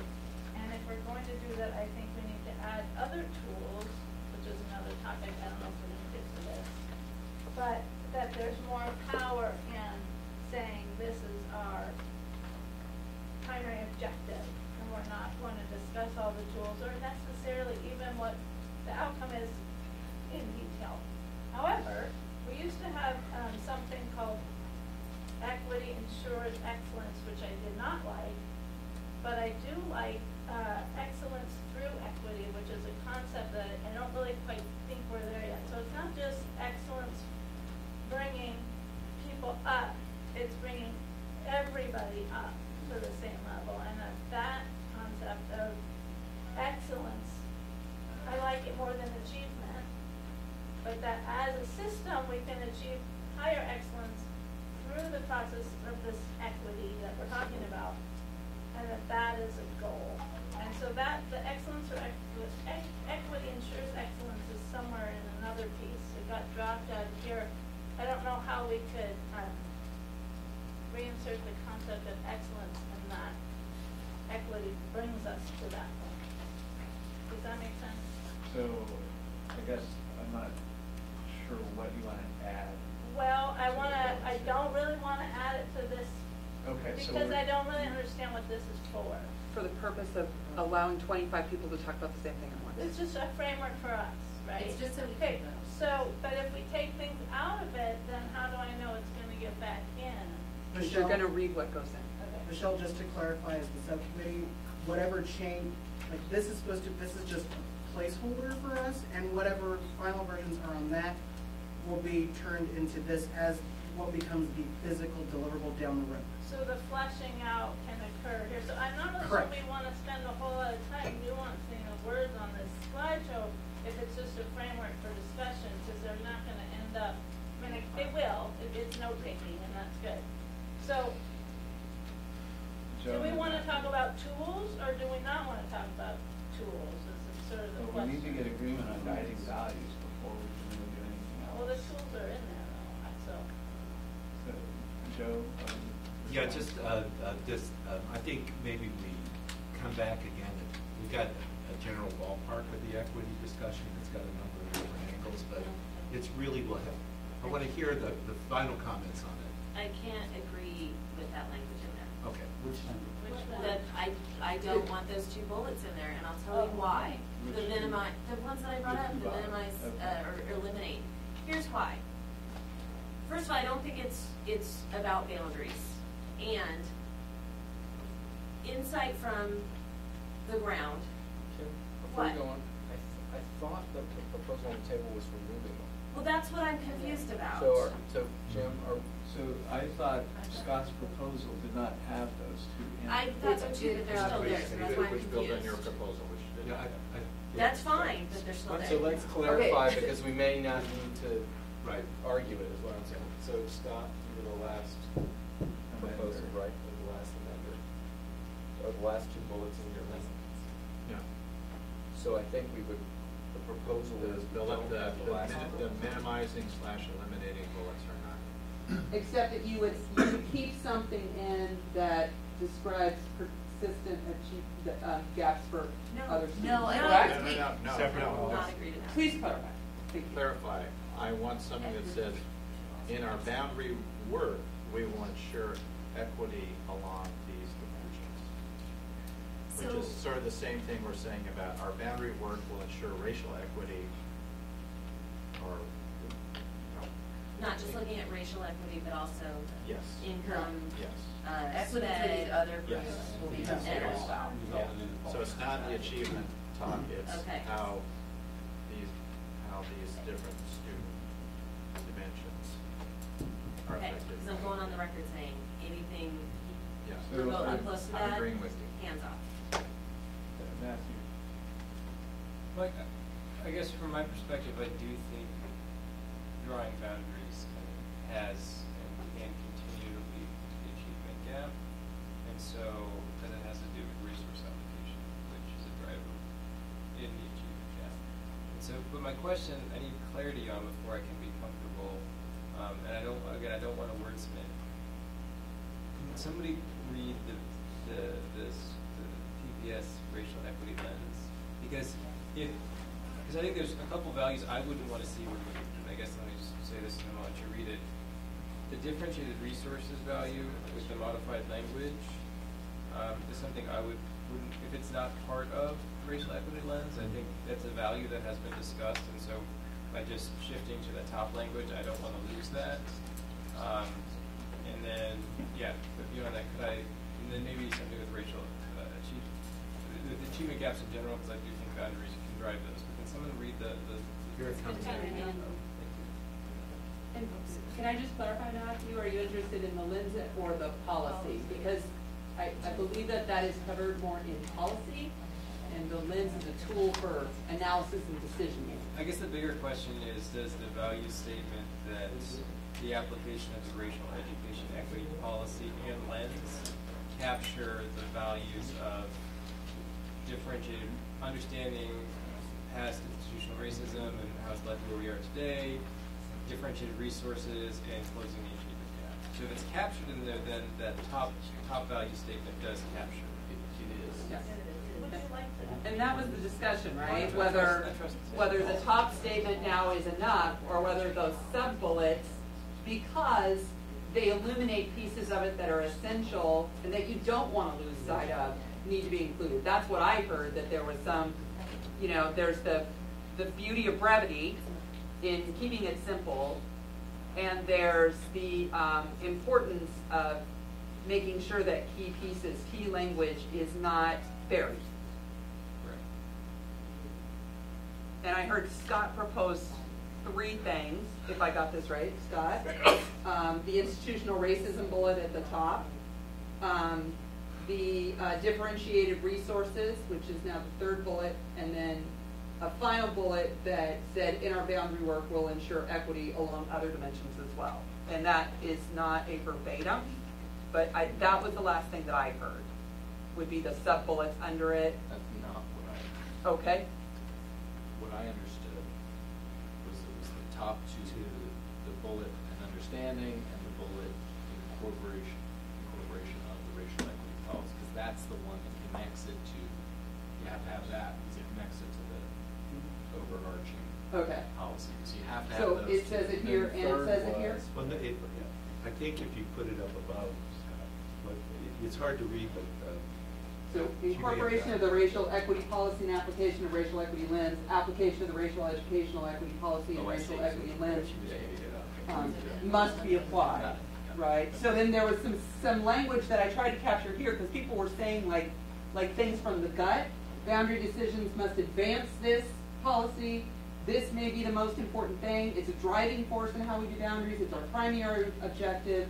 We want excellence through equity. Like there were some real gut things that I heard people say that they wanted to read here that was more than just restating everything that's in the policy, but there were also a couple of things that maybe in policy or maybe in other places that you wanted to point out. So if we,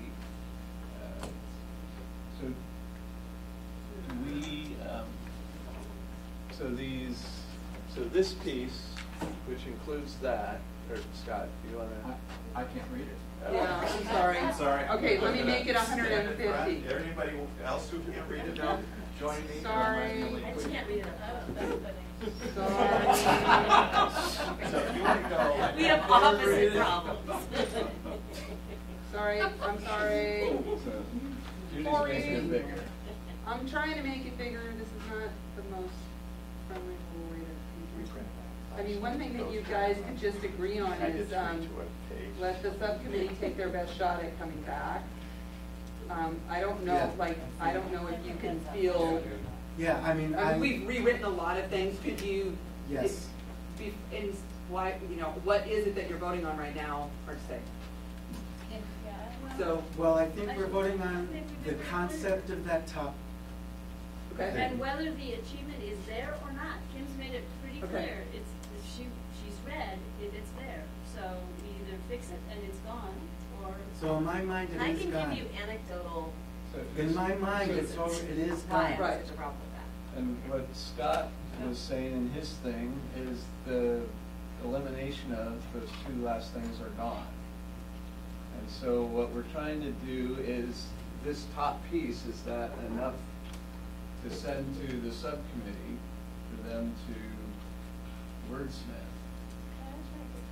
So for purposes of everybody's comfort with that, I would take out the 2 minimizing, eliminating.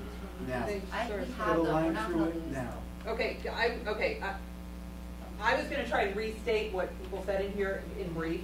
No, just take it out. Take out the last 2 bullets. Okay, but then I got to move Scott's thing. Yes. All right, I'll just do this.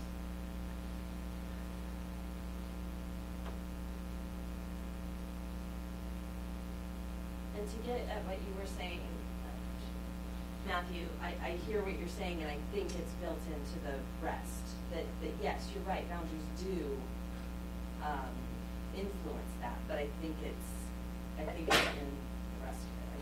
I really do. Yeah, I'm getting that sense that it's in the policy and the lens. That's going to lead me to 2 different questions, which is why we have some bullets involved.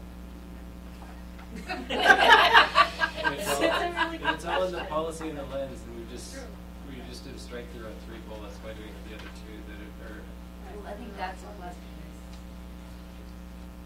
So I'm just, sorry. But I think that's what the subcommittee is gonna look at. Yeah, is we how will do find you- a way to capture those two values in that preamble statement, which will no longer be a preamble. It will be the value. I'm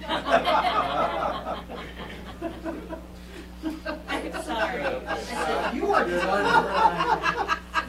This is how I get it off track. So then I want a separate bullet from the racial equity bullet that talks about equity. Yes. Yes, we got it, You've got yes. that. Yes. That's I what got we're it. thinking. Walk up there. I got it. You can see it's not wrong page. I just thought that's. I got it. You got it. I Okay, almost I'm got good. it. I'm fine. Any other clarifying questions? Well, a little bit. Yeah, it's qualified, but, are you calling him? Yes. Okay. So, the more I look at this conceptually, a lot of this stuff, and even when I first walked into the room, the first meeting, whatever, a lot of that, this is context for me. It's not, it's a given. We have the policy, and it's the history, and it's context. And so I'm fine having some of it in the values and some of it in the context and the preamble or whatever you want to call it. And I'm fine talking about achievement all in the context and preamble. What I don't see here is any values that really relate to how, when are we going to put the values in here that relate to boundaries like proximity, which is something Kim and I talked And about. that's the very next agenda item. Right, so, like, I don't think we want to have a lot more in here other than maybe reiterating equity as a value, because it's gonna be in the context. Call the question. So, Maybe if we move to the The other part where side. we raise our green and then move on to the next yeah, we section. need to, as a group, give a green card to the subcommittee to do this. So are we, I'm seeing everybody's got a green card. Are you putting your card up, or are you not doing that because I'm preventing you You're from doing it? You know, Michelle, you really gotta work on I it. can only listen to one person at a time. All right. I got her purse, now don't worry, she's not leaving, I got her purse. We're unanimous on greens. Great, sounds good. Judy's paying for her vacation. Okay, so it is thank you, everyone. We were unanimous on that. Our subcommittee is well poised to really refine a lot of things based on the larger group's guidance this evening. It's 7:52. I'm looking at Jason to see. I'm sorry, what do you want to do next?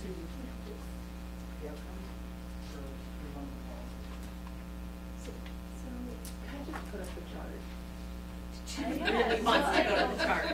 All right, so we have choices between the charts and outcomes. Pamela. So I think, I don't know, I would like to have 5 minutes to sort of at least preview where we're going, because what I'm feeling like is there's a fair amount of angst about how does this work that we've been working on apply to the policy. And so what this subcommittee has been trying to do this week is move us to see that in its way. And so I'd love to at least have 5 or 10 minutes to, we won't be able to do the work, but at least to preview the work. So I don't know how that fits with the agenda, but I think that's an important. My recommendation is to do that, so that at least we break into some groups, you have a chance to look at the policy. Fix it and it's gone, or. So in my mind, And it I is can gone. give you anecdotal. In my mind, it is Why gone. there's a problem with that. And what Scott was saying in his thing is the elimination of those 2 last things are gone. And so what we're trying to do is, this top piece, is that enough to send to the subcommittee for them to wordsmith?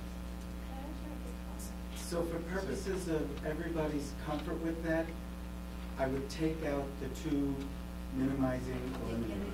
Now, put a line through it now. Okay, I was gonna try and restate what people said in here in brief. No, just take it out? Take out the Okay. last 2 bullets. Okay, but then I gotta move Scott's thing. Yes. All right, I'll just do this.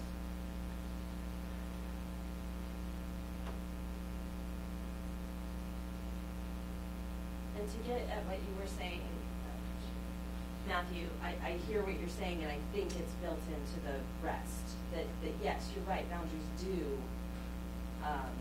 influence that, but I think it's in the rest of it. I really do. Yeah, I'm getting that sense that it's Yeah. in the policy and the lens.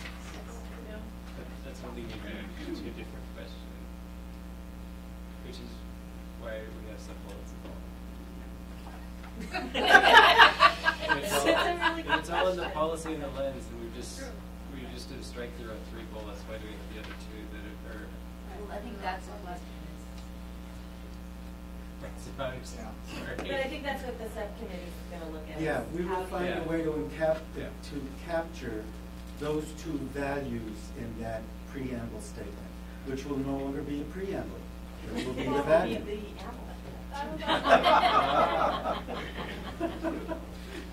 I'm sorry. You are done. This is how I get off track. So then I want a separate bullet from the racial equity bullet that talks about equity. Yes. Yes, we got it. You've got that. Yes. That's I what we're got it. thinking. Walk up there. I got it. You can see it's not line free. I just saw that. I got it. You got it. I Okay, almost I'm got good. it. I'm fine. Any other clarifying questions? Well, a little bit. Yeah, qualified to be fair. Are you calling him? Yes. Okay. So, the more I look at this conceptually, a lot of this stuff, and even when I first walked into the room, the first meeting, whatever, a lot of that, this is context for me. It's not, it's a given. We have the policy, and it's the history, and it's context. And so I'm fine having some of it in the values and some of it in the context and the preamble or whatever you want to call it. And I'm fine talking about achievement all in the context and preamble. What I don't see here is any values that really relate to how, when are we going to put the values in here that relate to boundaries like proximity, which is something Kim and I talked And about. that's the very next agenda item. Right, so, like, I don't think we want to have a lot more in here other than maybe reiterating equity as a value, because it's going to be in the context. Call the question.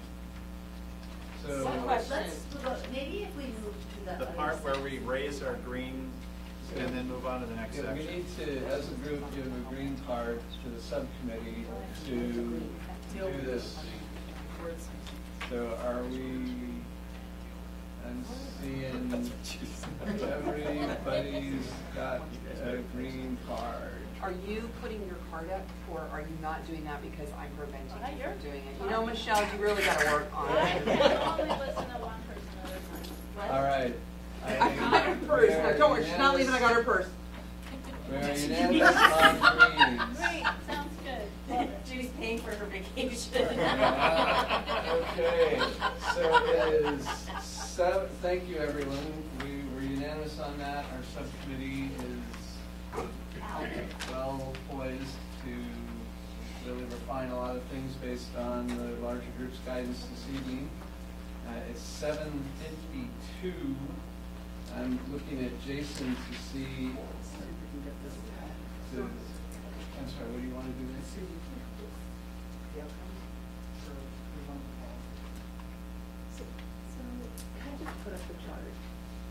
Really wants to go to the chart. All right, so we have choices between the charts and outcomes. Pamela. So I think, I don't know, I would like to have 5 minutes to sort of at least preview where we're going, because what I'm feeling like is there's a fair amount of angst about how does this work that we've been working on apply to the policy.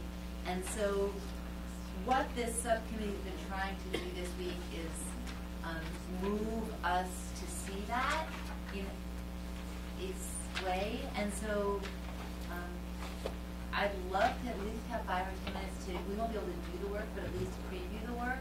So I don't know how that fits with the agenda, but I think that's an important.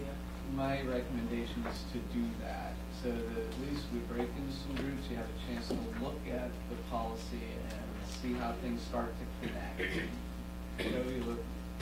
I'd love to, I think, given the time we have left, we should just do it together. Waddle through it. So that people can can we get the structure? I think it'll be good to get it, and then when we meet in the 9th, you know, So the process question is, do we break into 3 groups with Pamela, Joe, and No, we're gonna walk it through as a group.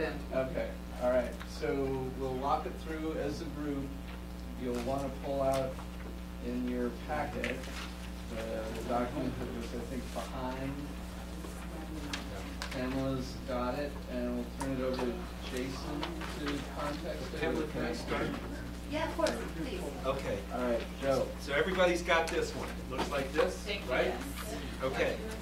What you have in your hands is really it's a sort of a summary from 3 different documents, or 3 pieces. So I'm going to just give you the lay of the land. Number 1 is pages 1 through 3, and this is the gist of what's in the board policy for student assignment to neighborhood schools.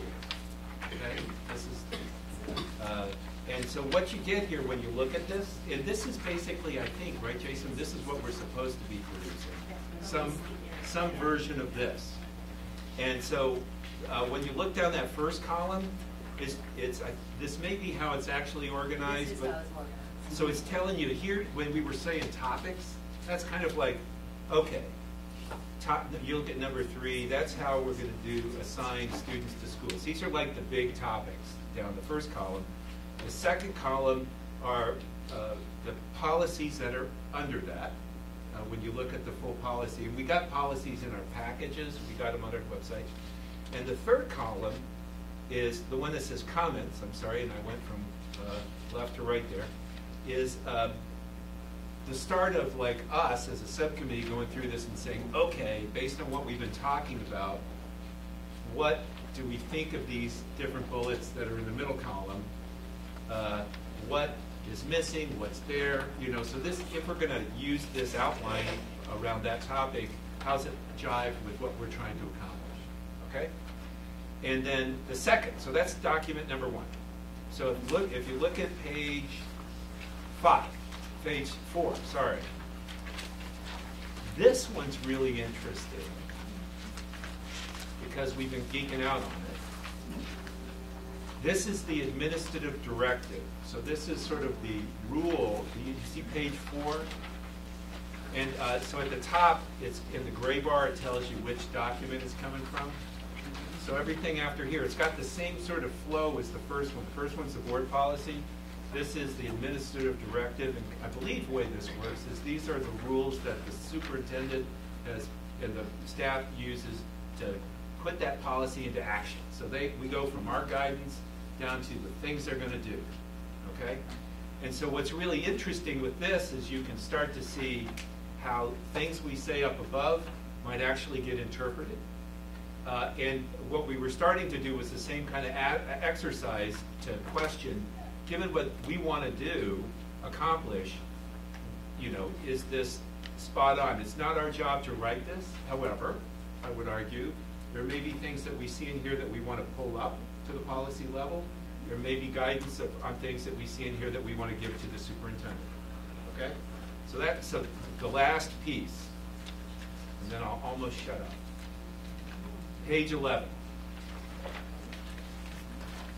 And we'll have to redo this now that we've redone it. But everybody, what we were trying to do, so on page 11, you all seeing it? Yeah. Okay. So what we started to do here, one of the things that we thought we saw is that, you know how we did our value statements today, and there were like 3 bundles? There's equity, there's access, and there's environment. Well, so if that's what we say we're trying to get to, how do these policies, because these policies about how you draw boundaries, get us there? So that's kind of the exercise we need to do next.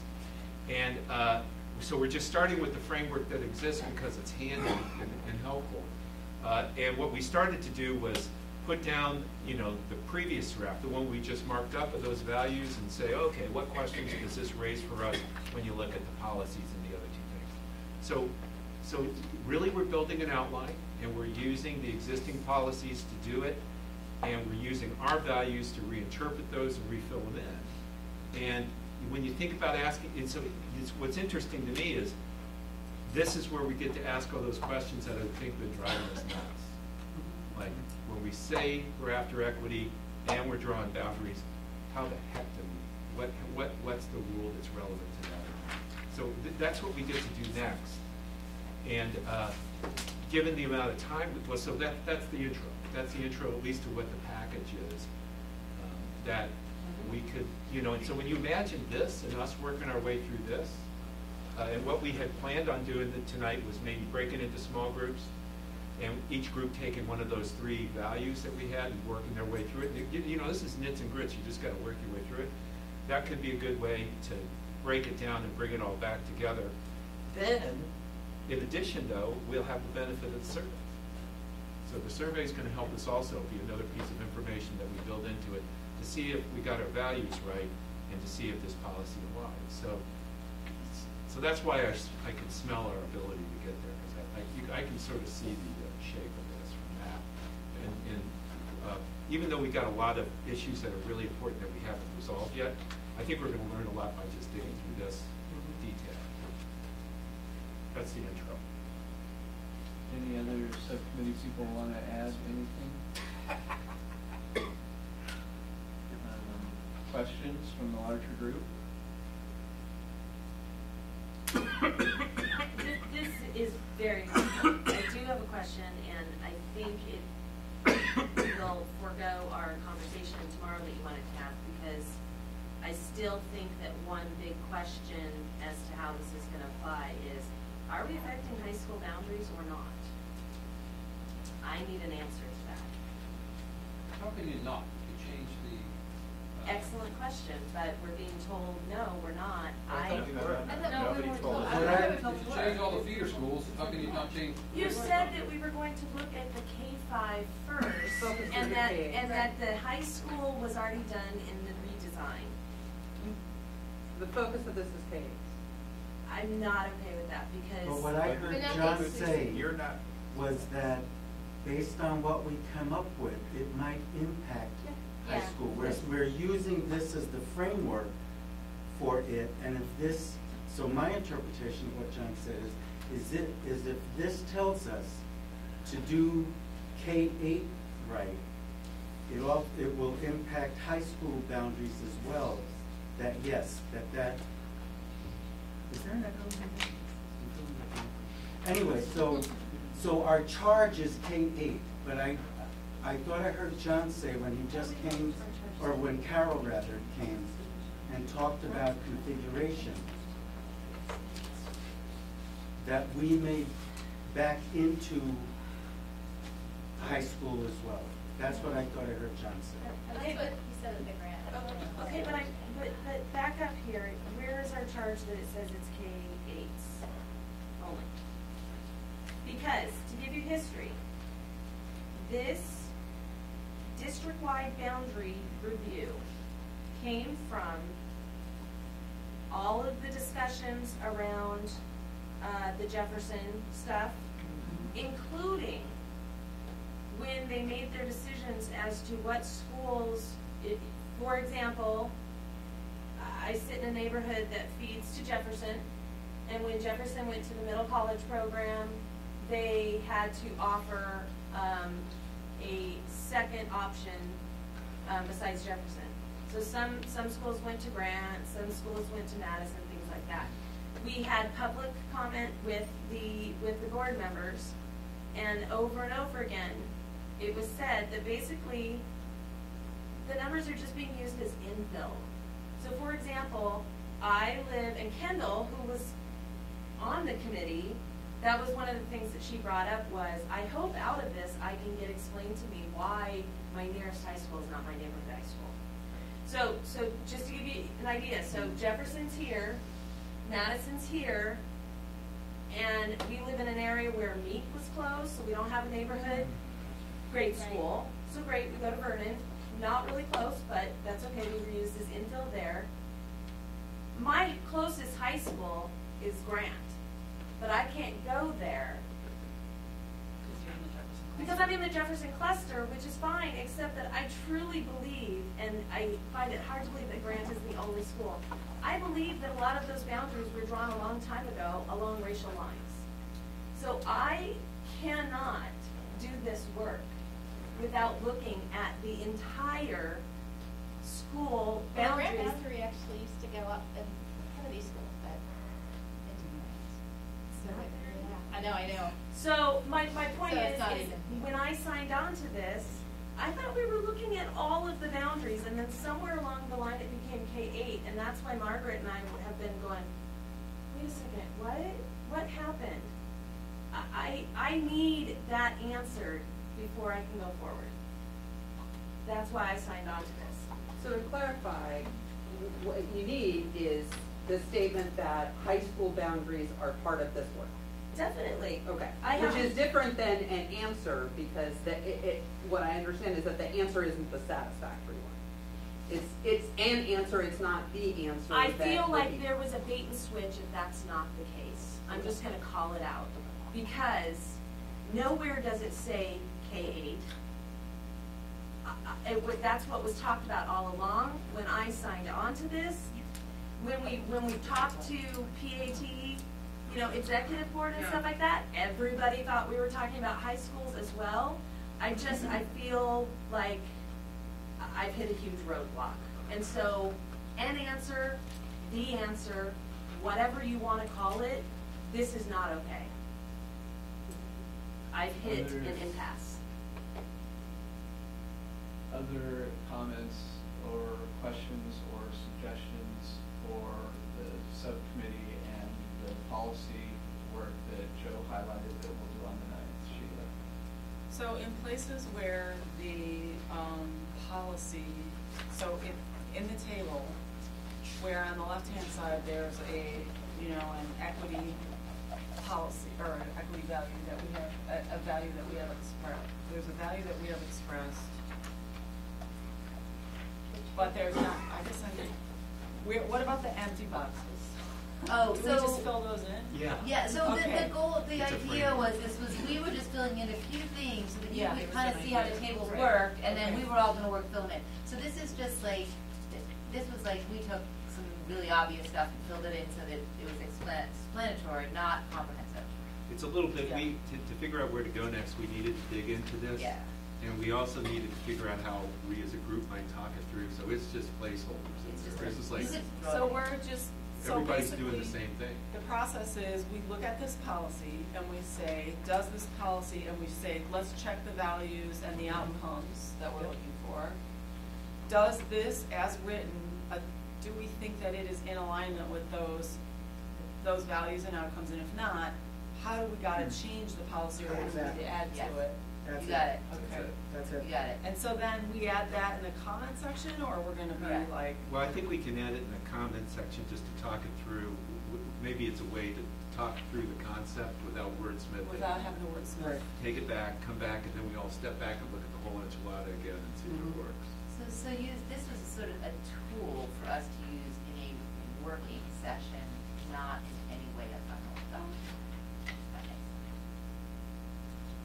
So, is it reasonable, from subcommittee people, this is where you guys are several miles further down the trail than the rest of the group, because you've thought ahead enough to create a tool like this to help the group move forward and come together and make decisions on what kind of policy advice we want to give.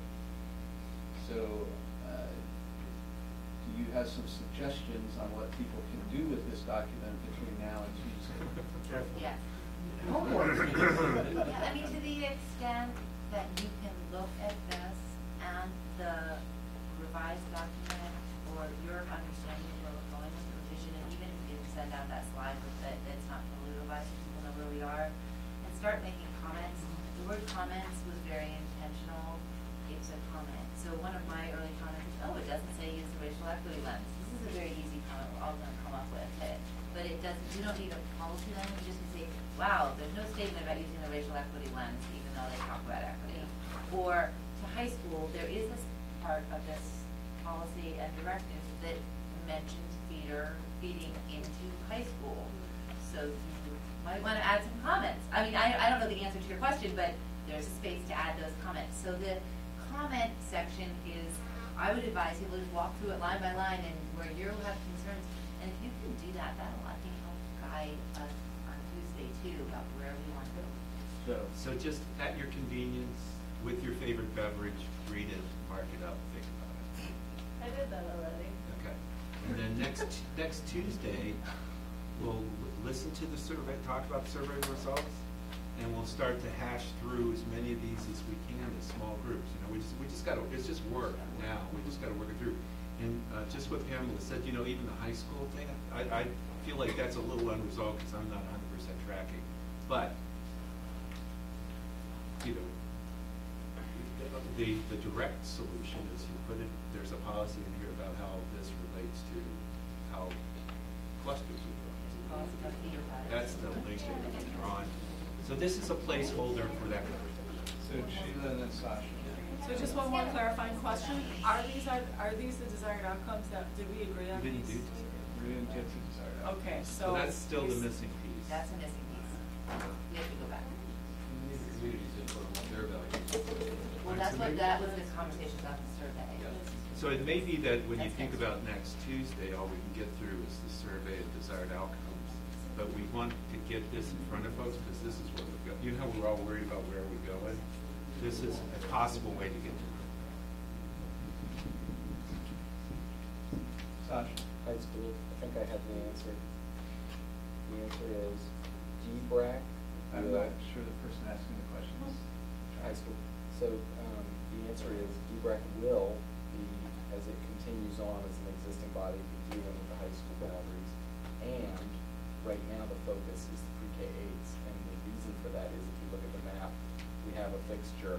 We're not going to be doing any dramatic shifts there for the immediate term. But we definitely, the kind of urgent short-term stuff is definitely going to be in the pre-K-8 one and.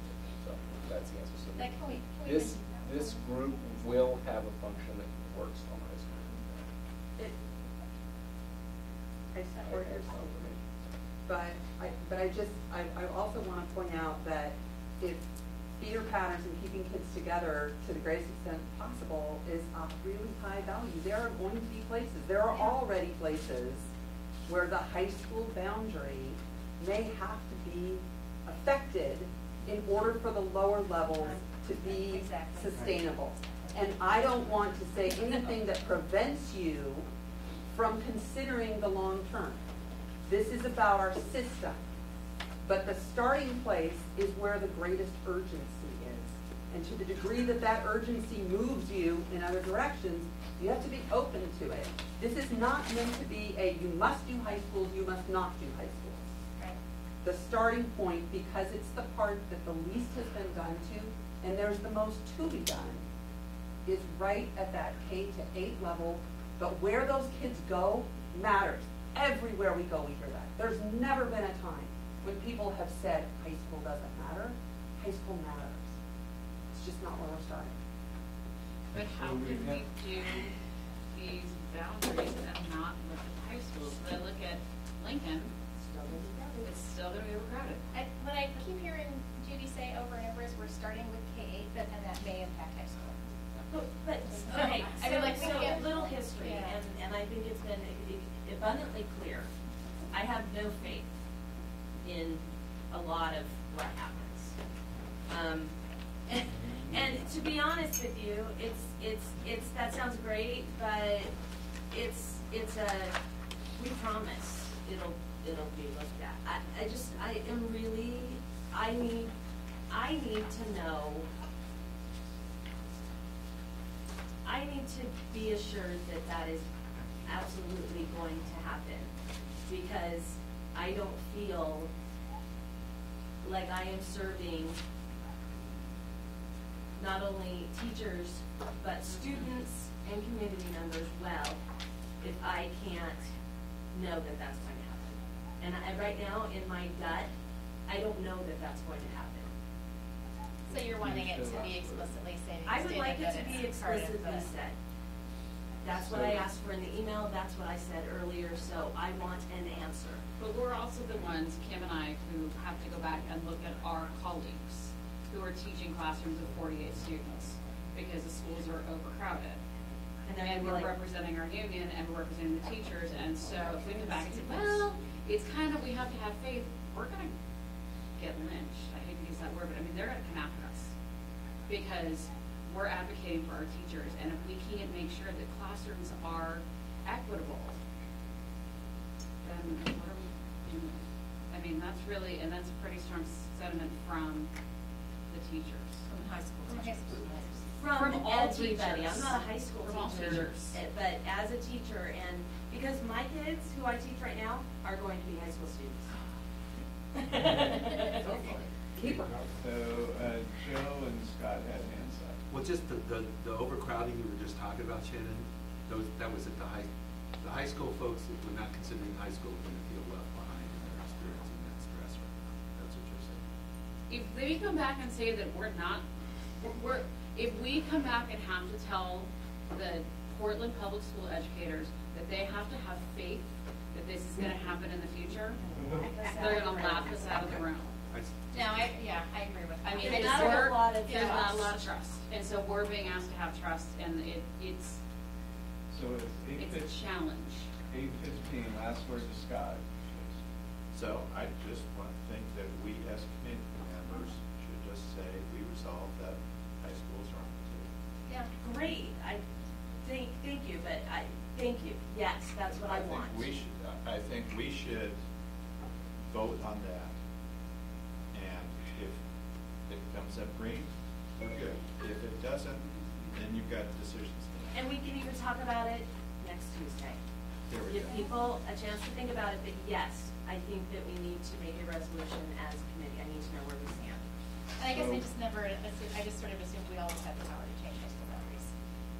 So, that was my, Last word, Jason. I don't have any last words, but thank you all for helping us get through the value statements and helping us move forward. So thank you and good night. Good night, Tuesday.